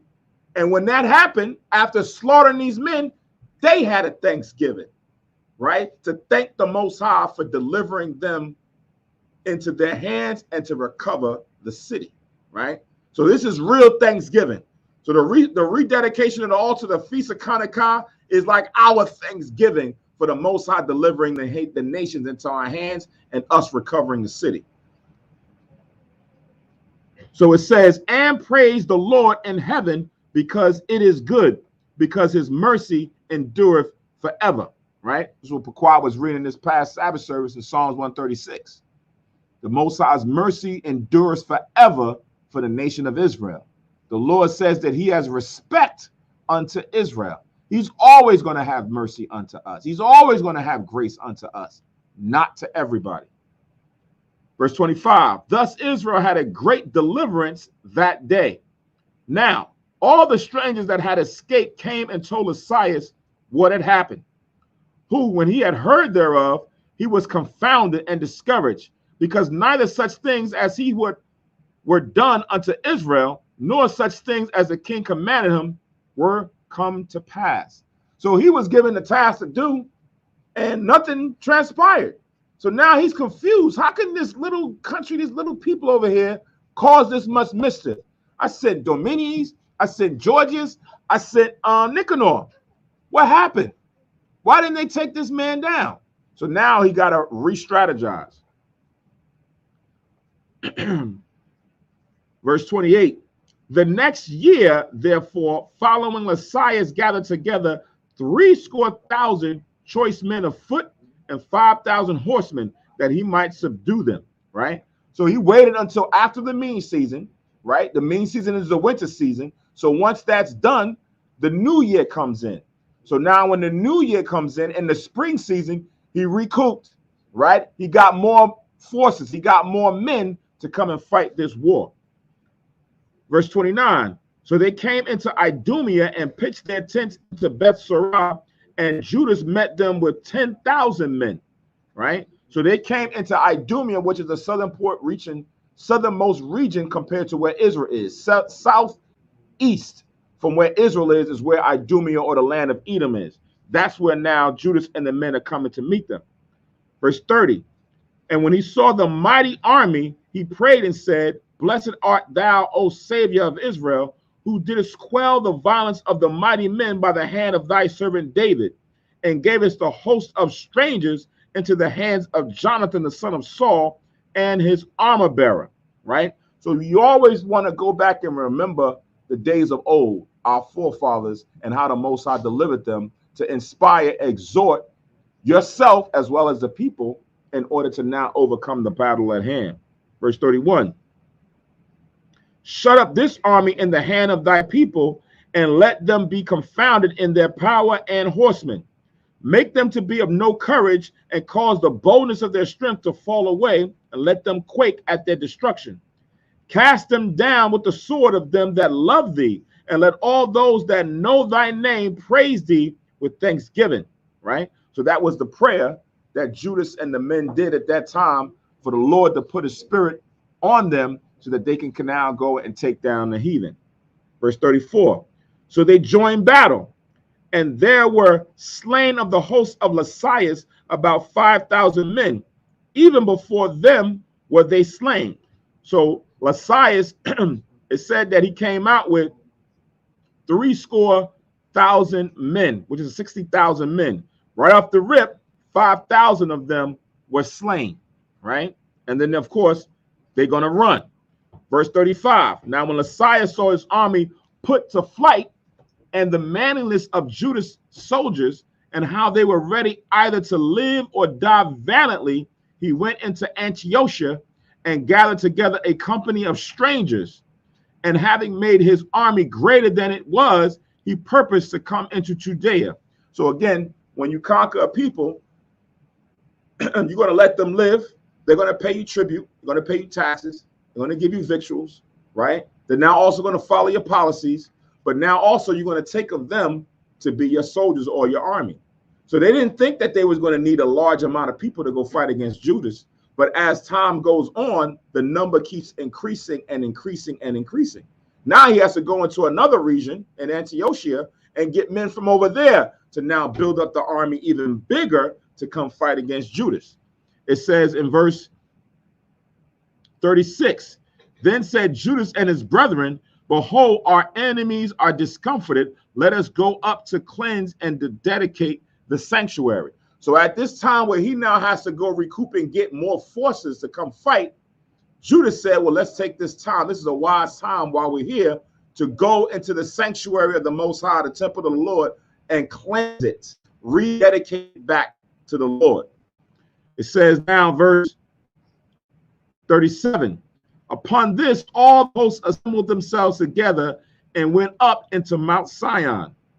And when they saw the sanctuary desolate and the altar profane and the gates burned up and shrubs growing in the courts as in a forest or in one of the mountains, just like you go to an old house, it should be a house you knew some people live there, but then somebody leave for a long period of time and they're not keeping with the upkeep. Now you start seeing grass growing through the concrete. Grass is so high and everything else. You got all kind of things that's there. You like that. You can just tell nobody been here for a good year or two, right? Because they haven't even dealt with the lawn. And they haven't dealt with the rubbish over here. Everything just look old and just decayed. This is what they're seeing now when they're coming back into the city, also where the sanctuary is. Verse 39.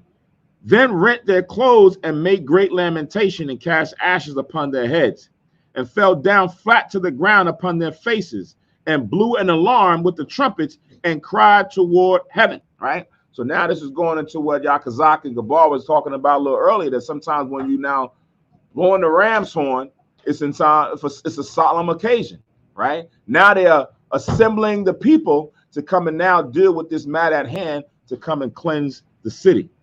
It says, verse 42, so he chose priests of blameless conversation, such as had pleasure in the law, right? So you want to get someone who's now is about to be given an office or a duty that no one can bring up an accusation with, because when you want to establish order, you want everything to be done decently and in order, where no one is saying, well, who's this guy? Why you got him up there? He was taking the money just 5 years ago. Why he's there? And then now it starts causing all kind of chaos within the city. You want to get someone with a good rapport, someone who doesn't have anything bad to say about him, right? It says, verse 43, who cleanse the sanctuary and bear out the defiled stones into an unclean place. And when as they consulted what to do with the altar of burnt offerings, which was profane, they thought it best to pull it down, lest it should be a reproach to them, because the heathen had defiled it. Wherefore they pulled it down. So they seen the altar and the abomination of desolation on the altar. So they took that down, but the altar was still there, the one that had already been set up. But you can imagine, you probably had swan blood stains and everything, all that stuff is all on the altar. So they said, do we keep it? Do we get some scrub and just wash it and clean it? Or what do we do? They said, you know what? It's best to just get rid of the whole thing, because the whole thing is defiled, right? And then start anew. Verse 45 again, it says, they thought it's best to pull it down, lest it be a reproach to them, because the heathen had defiled it. Wherefore they pulled it down and laid up the stones in the mountain of the temple in a convenient place, until there should come a prophet to show what should be done with them. So the old stone, as according to the law that was used to set up the altar in the sanctuary, they didn't destroy it. They just put it in a convenient place in the mountain, to some prophet later on, or a seer who gets word from the Most High will tell them what they should do with it. Verse 47, it says, then they took whole stones according to the law and built a new altar according to the former, that you read about in Exodus, the 20th chapter. Right, Exodus, the 20th chapter.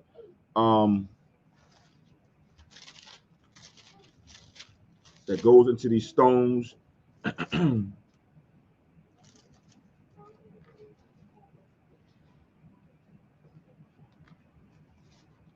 Exodus 20 and 25.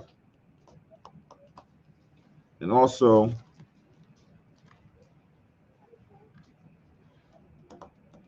Deuteronomy 27 and 5. So that's Exodus 20, 25, Deuteronomy 27 and 5, to link with verse 47. That goes into the whole situation as it pertains to these whole stones. Right? It has to be a stone, a stone that's found in its natural estate, right? You can't get a stone and want to chisel it and mark it up and make it look. No, it has to be a whole non-hewn stone. No tool, no device has been taken to it. Go on. Daniel chapter 2 and verse 34.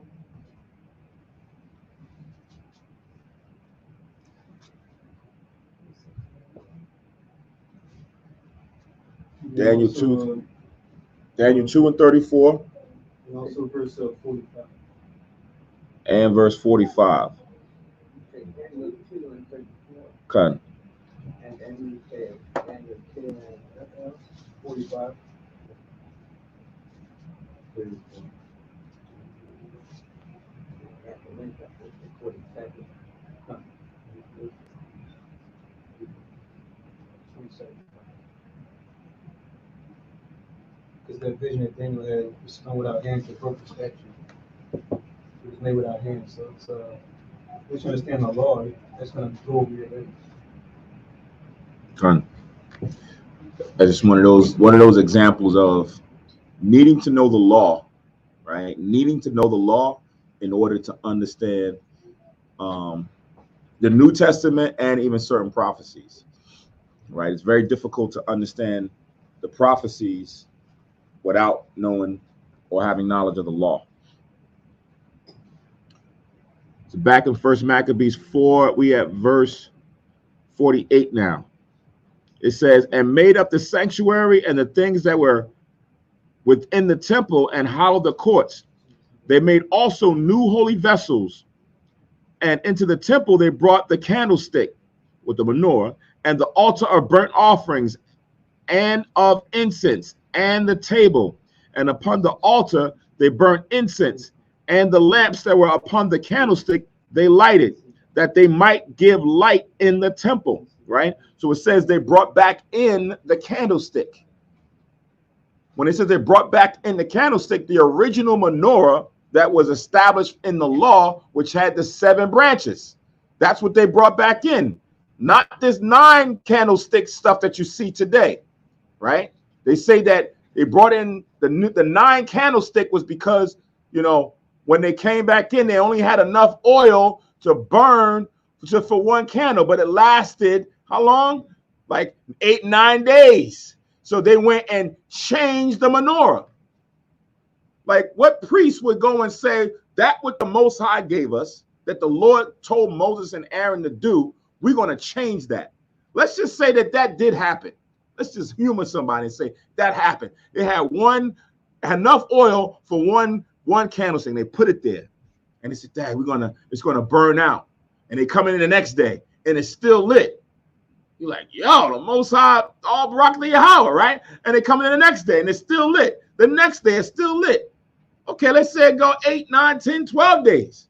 That doesn't give you authority to say, I'm going to now go and change the menorah, refashion it to how many days the Most High set that up, because then I'm going to be sinning. Then I'm going to be breaking the law, especially as a priest. This wasn't like some Naphthalite who didn't know what was going on. These are Levites, sons of Aaron, so they would never do this. So they brought in the menorah, the candlestick, back into the temple as it was. They didn't change it. Nowhere in here says that they changed that. Read it on. Verse 51. Furthermore, so for those who are watching, if you have a 9-stick candle, if it doesn't have these branches, 7 on them, and you have that, because sometimes you go to these supermarkets, Targets and all that, right now, you know, we're in the feast of Hanukkah, right? So they'll have Hanukkah stuff in the aisles, and majority of all the Hanukkah menorahs are the nine candlestick one. If you have that, get rid of it. Get rid of it. Go and find. I was looking on Amazon the other day to get a new menorah for the podium, and like right off the rip, 80% of them was all 9 candlestick ones, right? With the shield in the middle. I was like, dang, it looks nice, but the doggone branches is off. But you can find them, right? They're out there, right? If you got a 9 candlestick, it's off. Get rid of it. Throw it in the trash. Don't even give it to nobody else. Just throw it in the trash, right? Revelations 1 and 7. Kun, read that real quick, Bob Kushah. Just in case if someone says, well, how do you know that couldn't have happened where they did change it? Well, let's go to Revelations, where this is after the Greeks. This is after the Romans, right? This is now in the last days. The Lord is now showing John the Revelator the vision. Let's see what it says. Revelation 1 and 13. 1 and 13. It reads, in the midst of the 7 candlesticks, one like unto the Son of Man, clothed with a garment down to the foot, and girded about the path with a golden girdle. Right. So in Revelation, it says that Christ was in the midst of the 7 candlesticks, not 9, 7. Right. And this is in the vision that John the Revelator was given, being in exile on the Isle of Patmos during the Roman Empire. What we're reading now is during the Greeks Empire. So this happened after that, and it's still 7 candlesticks. So what they're doing, as much as they want to take the laws of our people and want to take the name of our people and title themselves, take our land, they still will never be able to get the fullness of the Bible because it was meant for us. Remember, the Most High's secrets is unto his servants, the prophets, right? Not to anyone else. So these things are secrets that they will not ever get full knowledge of. All right, so now let's go back. We're almost done. First Maccabees 4 and 51. It says, furthermore, they set the loaves upon the table and spread out the veils and finished all the works which they had begun to make. Now on the 25th day in the 9th month, which is called the month Caslu, right? So there we go. We talked about that earlier, back in the first chapter. Caslu is the 9th month, right? In the 140th and 8th year, they rose up betimes in the morning. So now the brother had a question about, is the 9th month, let me see what that said again. Where was it? Right. Is the 9th month our September, right? So now the problem that we have nowadays, not nowadays, throughout captivities, is because we are using the names of days, the names of months from the heathen, for those who are ruling, right?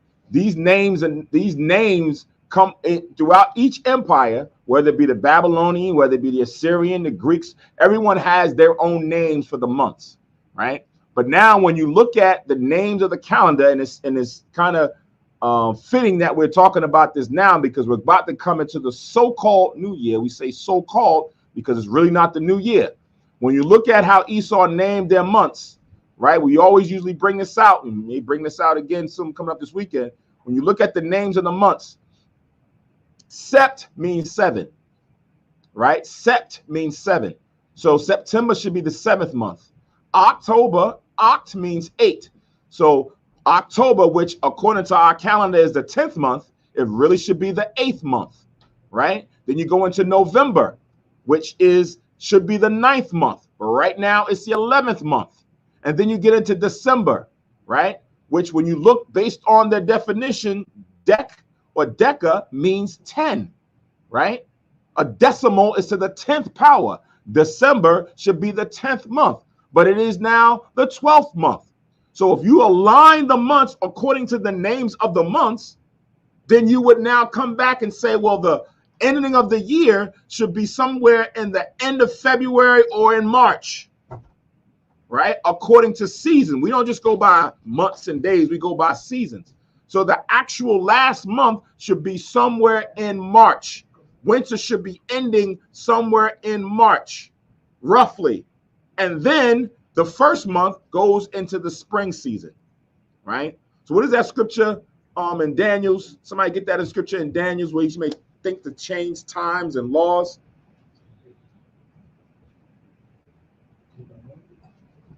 What's that, brother? I read it a couple times.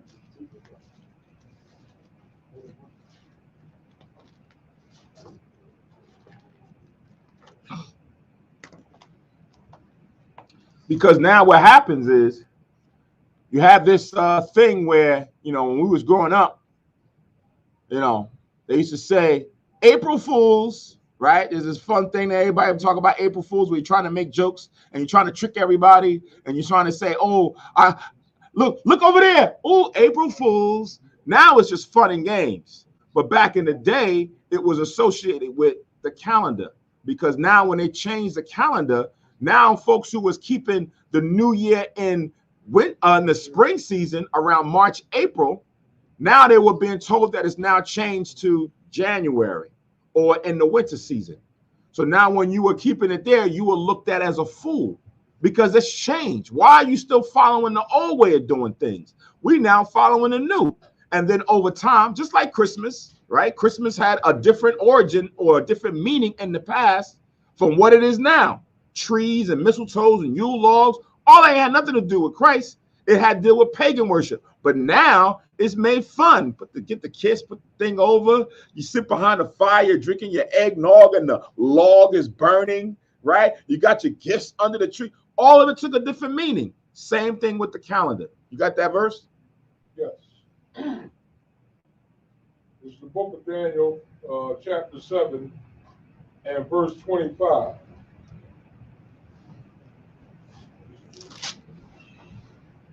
It says, and he shall speak great words.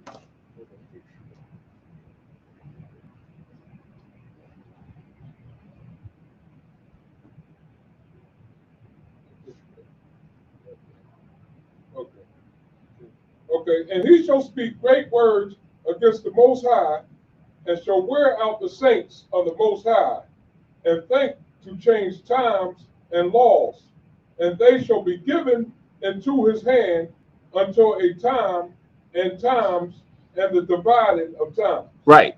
So there's a lot in that verse. It says, and he shall speak great words against the Most High, right? Meaning everything that the Most High speaks about in his Bible is spoken against. How the creation was done, how the earth began to be where it is today, right? How a person is determined as far as for your nationality. Where are you from, right? What's your true ethnicity? Now it's all changed. It's now blurred the lines. You got percentages of everybody on the earth, so you're a mutt. So the Lord is the Most High has shown that Esau has changed all of the stuff that you read about in the Bible. What's clean food and what's unclean food. What a man should wear, what a woman should wear. All that's changed, right? And then it says, and shall wear out the saints of the Most High. We're the most abused nation of people in the whole earth. It's been that way for a long period of time. Then it says, and shall think to change times and laws. This is one of those things where you call us twofold. Because when it says times and laws, times we're talking about right now as far as for actual time. Even the time when the day begins. The Lord said the day begins when the sun sets. They say the day begins in about 23 minutes or 27 minutes or however it is. At 12 midnight, that's when the day begins. So they've changed that aspect of just time for daytime and then the calendar. Then they've also changed times as far as for different periods, right? We were talking about this before. Oh, the earth is 400 billion years old. This age was so many hundreds of years old. So now you don't even know when is what, according to what they're saying, right? And then it says, and they shall be given into his hand until a time and the times and the dividing of times, going into the prophecy of Israel going into the last captivity over here in the Americas. So to answer my brother Louis Marty's question, when you look at the calendar, our calendar that we follow is not to be aligned directly with Esau's, because we don't go based on how they name them and how they try to get it. Although we got to fit in it, right? Right now we're in the 9th month, 25th day, right? But you look on the calendar, it says December 27th. So sometimes when we did the calendar, we would get like a regular calendar, right? December 27th, and we would say opening Feast of the Dedication or Chaanakah, 9th month, 25th day, right? To some it might be confusing. So you can get a calendar and say, I'm going to get rid of all that stuff that they do. I'm just going to make my own calendar. I'm going to say, hey, the new year starts April such and such. What is it? March 31st. I forget when it is upcoming for next year. That's the new year. And I'll put New Year's Day there. And then I'll go the 2nd month, because New Year's the 1st month. The 2nd month is going to be May such and such or April such and such. And then go about it that way. It's easy to do if you want to figure it out. It's easy to do to make your own calendar. says it all the time, right? We go through this a lot when it comes to the feast days of the Lord. Just go based on that and the new moons, and you can make your own calendar. It's very easy and simple. Take you about a few hours to just put it all in the frame. They got applications online that you can build your own calendar. You can do it. Yeah, you can make your own calendar, have it on your line. You can even take it to, what is it, Staples or whatever, print it out if you want. But you could just have it right there on your phone or your computer and align everything up, right? Probably be a good thing. Start with the upcoming, when the new year hits. We say, oh, this is the new year, first day, first month. You know what day, and then you can just start align. Okay, 2 weeks from now, the Passover, right? And then a couple weeks after that, it's going to be the new moon. But Kahan Nabiyah makes it easy for me because he already gives me the new moon calendar. I get a new moon calendar in my inbox. I could just start lining them up. Then I got the high holy days. I can put them there. I can cheat the first year and then try to take that job away from Nabiyah the next year. All right. So the water for that, Daniel 7:25. So let's go back to First Maccabees. Finish this up. Verse 52 again. Now on the 5 and 20th day of the month, the 9th month, which is called the month Caslu, in the 148th year, they rose up betimes in the morning and offered sacrifice according to the law upon the new altar of burnt offerings, which they had made. Right. So now, looking back, on the same day that they defiled it, and they gave that ordinance that we could not offer any sacrifices, keep any laws, keep any Sabbath days, do any circumcisions or feast days or anything, to the day we went and rededicated the altar, and now we're keeping sacrifices again to the Most High. And one thing that we got to keep in mind also, that we rededicating the temple. We don't have a temple right now. That would be, synonymous to what they dedicate back in their time. Right? And the most important temple that we have now is what is referred to in 1 Corinthians chapter 17 and 19. Because while we here, we might say, man, I'm going to the feast, I'm going to the school, I'm going to the temple to dedicate the temple, the tables and the tablecloth and everything. We don't want to get lost in the source, because right now we are the temple that we should be rededicated to the Most High. And also Acts 7:48. There's no temple that built by hand that the Most High can dwell in, but the Spirit that built a temple for the Most High is what's really important. So if we were to build a temple for the Most High, we know it's not about the temple. We know it's not about the stone that we put up. But the idea that we dedicated ourselves to the Most High. But we do have, we put on the building. But it's not really about the building now. It's all about the body. No, you know that we are the temple of the Most High. So the Most High was building us to that point where he had those brothers fight to show the temple and to rededicate the temple, all to bring us to that point here for the temple of the body. Good. So that was 1 Corinthians 3:17 and 19, Acts 7:48, and then also Romans chapters 12, 1 to 2.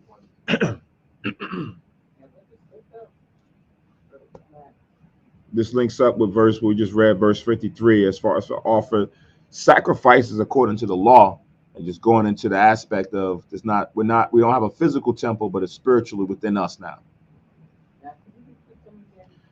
1 Corinthians 3:17 and 19. Mm-hmm. Acts 7:48.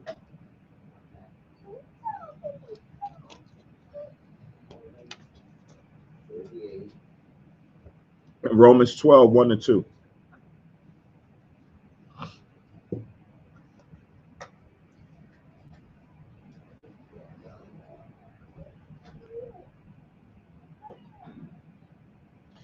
So now back in 1 Maccabees 4:54, it says, look at what time and what day the heathen profaned it.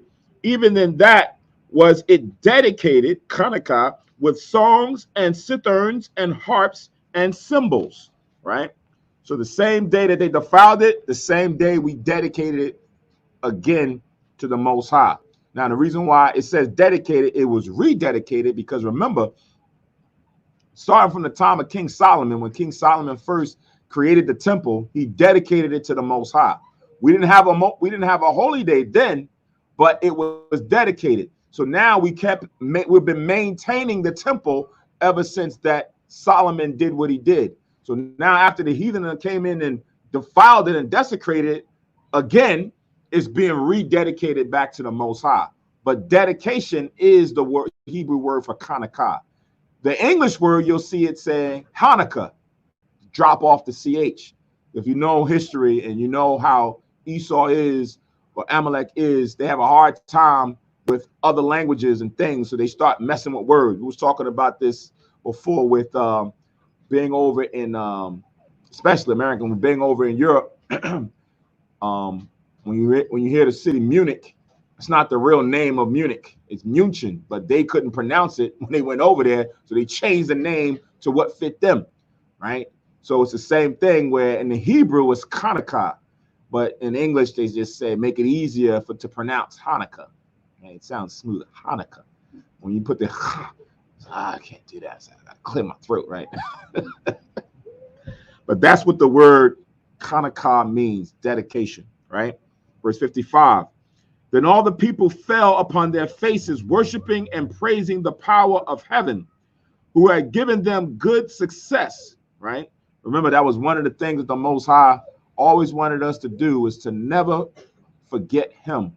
When we get the good of the land, you get a good job, right? You get a pay raise, right? You find a husband or a wife, you get kids, whatever it is, you never forget the Most High, that you thank the Most High for whatever it is that you receive. It says you that in, I think it's 1 Corinthians 10 and 30, 10 and 30, I want to say 4, 10 and 31. Whether therefore you eat or drink or whatsoever you do all to the glory of the Most High, right? So whatever it is, right? Open up a business, right? Got a new house, got a new job, whatever it is, always give the Most High the glory, right? Don't think it upon yourself that you did it all by yourself, because once you do that, then you're going to start slowly but surely begin to get prideful, big-headed, and then you'll forget the Lord, right? Then you lose it. Exactly. So now back, verse 56. It says, and so they kept the dedication of the altar 8 days and offered burnt offerings with gladness and the sacrifice of deliverance and praise. So this feast is going to be an 8-day feast, right? So from Monday evening tonight to Monday evening when we do the closing ceremony next Monday night, going to be an 8-day feast, which means every day is a sacrifice and a feast of the Most High, just like we kept doing the Feast of the Tabernacles. That's what you're getting, Khan? In the second Maccabees? Khan, get that in second Maccabees.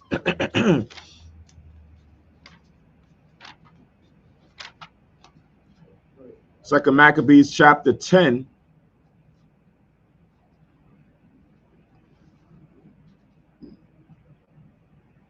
One down to 8.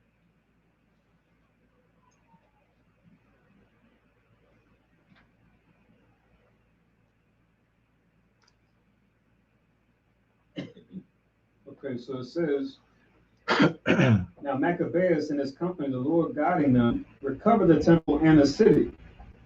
But the altars which the heathen had built in the open street and also in the chapels they pulled down. And having cleansed the temple, they made another altar, and striking stones, they took fire out of them and offered a sacrifice after 2 years, and set forth incense and lights and showbread. When that was done, they fell flat down and besought the Lord that they might come no more into such troubles. But if they sinned any more against him, that he himself would chasten them with mercy, and that they might not be delivered unto the blasphemous and barbarous nations. Right. So we always wanted to fall into the hands of the Most High and not the nations, because at least with the Most High, He has mercy. The nations do not. People do not. Read. Now upon the same day that the strangers profaned the temple, on the very same day it was cleansed again, even the 25th day of the same month, which is Casla. And they kept 8 days of gladness, as in the Feast of Tabernacles, remembering that not long before they had held the Feast of the Tabernacles, when as they wandered in the mountains and dens like beasts. Therefore they bare branches and fair bows and palms also, and sang psalms unto him that had given them good success in cleansing his place. They ordained also by a common statute and decree that every year those days should be kept of the whole nation of the Jews. Right. So that's why we read earlier in Matthew 18 and 18 to 19 about the men now making a decree, making a bond that every year at that time on the 9th month and the 25th day that we should keep the feast of the dedication of the altar every year, right? And we kept it just like we kept the Feast of the Tabernacles. So when we kept and dwelt in tents and got booths and things of that nature, that was done also during the Feast of the Rededication of the altar, right? Putting palms and branches and bows and things of that nature up in your houses. So this is what now is the same ceremony that we're doing for these next 8 days. All right, so let's go back to 1 Maccabees chapter 4 and verse 57.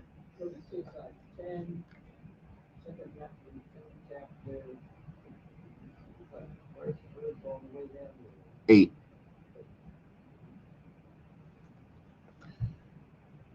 So it says in 57, they decked also the forefront of the temple with crowns of gold and with shields, and the gates and the chambers they renewed and hanged doors upon them. Thus was there very great gladness among the people, for that the reproach of the heathen was put away. Right? So not just the altar and the defiled altars that was set up throughout all the cities, but now we was able at least to have comfort of keeping our laws, right? To be able to go and keep the Sabbath days, to keep the feast days, to sacrifice offerings to the Lord, to circumcise your children. Now we was comfortable to able to do these things. We was reading just before on the Sabbath day when it was talking about pray for the king, right? Sometimes, even right now, we want to be able to have the ability to come and keep the Sabbath day, to keep the feast day. If they came and made a decree right now that says, you know what? No one can keep any ordinance or follow any laws found in the Bible. Matter of fact, the Bible is sacrilege now. You got to get rid of all the Bibles. And they start now having police and so on, officers and sheriffs that's going through the town looking to see who's keeping the Sabbath day, looking to see who's reading the Bible, looking to see who's trying to keep these ordinances. Now you got to go in secret and hiding, right? Now you just like you living in here. You'd rather be comfortable to do this, right? Nobody's putting a gun in your head to say that you can't come. Now this is something that we willingly come. And people don't come. People don't worship it. People don't keep it. And they have free reign right now to keep it. And they don't want to keep it, right? As much as you try to beat it in their heads, listen, this is who you are. This is what you should be following. What you're dealing with. Explain to me why that seemed right to you. Explain to me why this day is right to you, right? Explain to me this religion is right according to what the Bible is saying. And some will be ignorant and don't know, right? They'll be honest and say, I don't know, but still choose to just be comfortable and just living in the world and doing what they're doing. Say again? Colonization is deep. Yeah.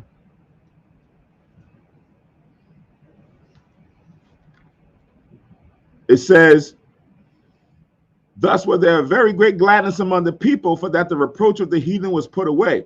Moreover, Judas and his brethren, with the whole congregation of Israel, ordained that the days of the dedication of the altar should be kept in their season from year to year by the space of 8 days, from the 25th day of the month Caslu, with mirth and gladness.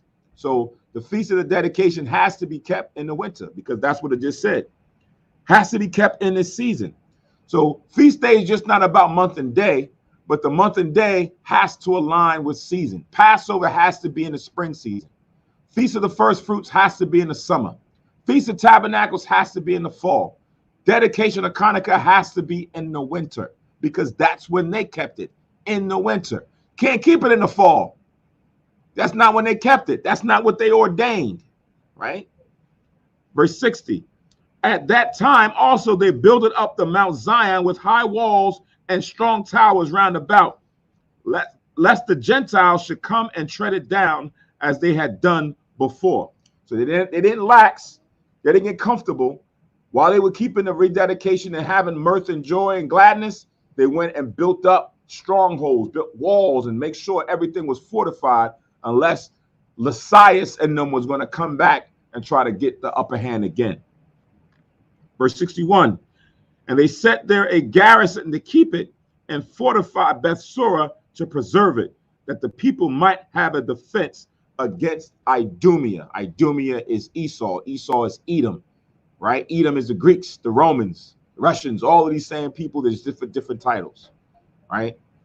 So this is the history, the things that led up to the Levites at that time ordaining that this day from tonight all the way to next week, Tuesday night, is supposed to be kept with mirth and gladness, right? Feasting, praying to the Lord, and having a good time.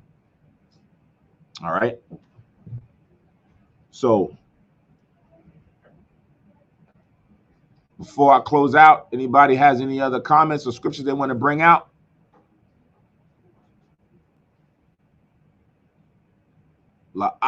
All right. Oh, Gun. If you don't know what the Sabbath is, right, how would you determine? What do you mean? Like, say, like, the days of the week. Mm-hmm. Say, the 7 days is Sabbath. Say, for some reason, you didn't know the day you got, I mean, a strange something. And you really figure out what you do with the 7 days. All right. We'll table that one because that's going to go into a discussion. We'll table that one for after the service. So for those who couldn't hear, this is kind of one of those nice Tuesday, Friday night classes discussion. If you were stranded like what was that, Tom Hanks?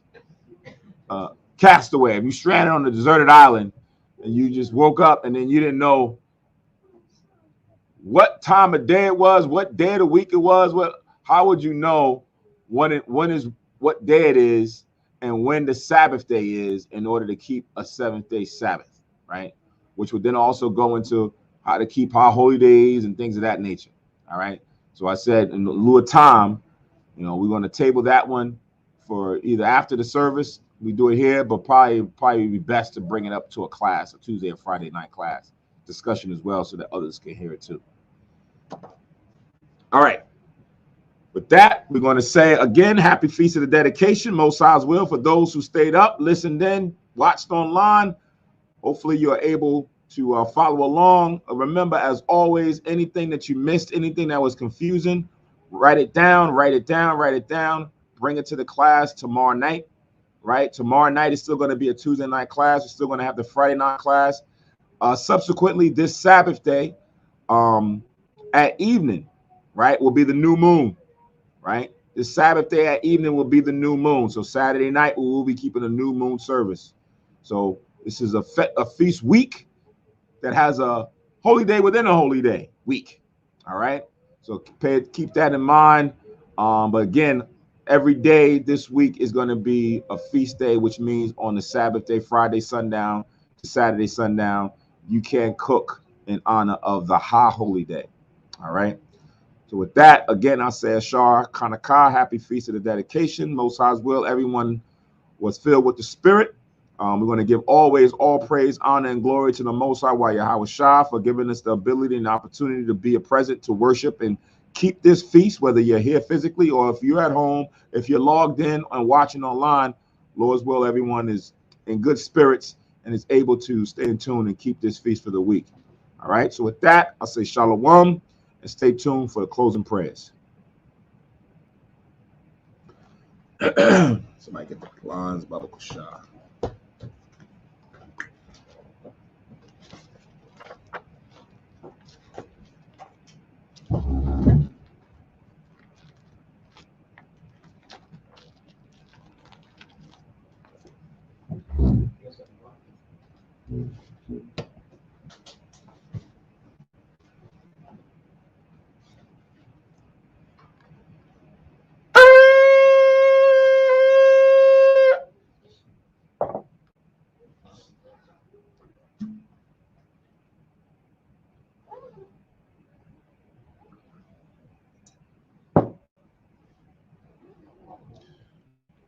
Barakatha Yahweh, Bahashem Yahweh Shai, Asherah, Nathan Nawa, Par Yahagapin, Tawada Amun, by Yahweh, Bahashem Yahweh Shai, Ath, Yasha Ella.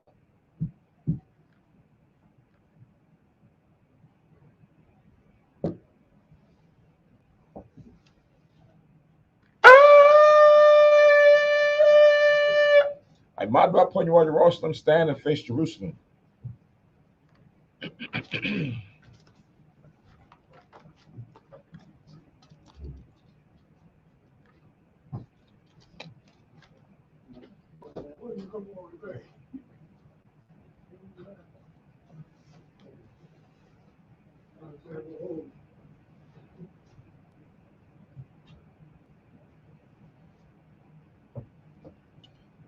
Yahweh, Bahashem, Yahweh Shai, Baba Kushai, Shemai, Lanawa, Aitha, Yum Yun, Aitha, Shalat, Mayaka Allah, Waha Allah Hayim, Tazwadakim, La, Shemo Aya, Barat, Rapah, Magun, Wahakazayat, Bunya, Yasha Allah, Washalat, Lanawa, Rabium, Kakama, Rabium, Da'ai, Rabium, Bayana, Rabium, Sabalanwa, Rabium, Amawan, Rabium, Aqua, Rabium, Ahabium, Rabium, Hagana, Rakhanaya, Wasalat, Ko, Kata Yamnawa, Lahaakim, Wa Akwa, Wayasha Allah, Thamyad, Wa Iwalam, Ba'asham,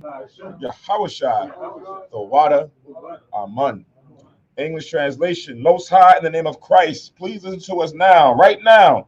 Send Michael and the righteous powers and angels to watch over, bless, heal, protect, and make strong the children of Israel, and send to us much wisdom, much knowledge, much understanding, much faith, much patience, much brotherhood, much love, much spiritual protection, and forgive all our sins for the brothers and sisters in Israel, always and forever. In the name of Yahweh Shai, thank you, so be it. Four Corners Prayer. Yahweh, Bahashem, Yahweh Shai, Barak Nawa, Oyasha Allah, Wabat Yasaparim, Shema, Yasharella, Yahweh, Allah Hayanawa, Yahweh, Achad. All right, we'll do a prayer for the food, blessing for the food. All right, Yahweh, got a wall, Bahashem, Adawanya, Yahweh Shai, Baba Kushah, Barat, Ma'akal, Yadnawa, Shatayawa, Yadnawa, Yayun, Yadnawa, Lakam, Yadnawa, Shakarad, Yadnawa, Zakad, Shaw, Chaanakah, Bahashem, Yahweh Shai, for water, Amen. All right, sisters, be seated. Brothers, circle up. Again, happy feast of dedication, Israel. Most High's will, everybody's enjoy. And Lord's will, we'll hear, see each other during the class Tuesday night. Shalom.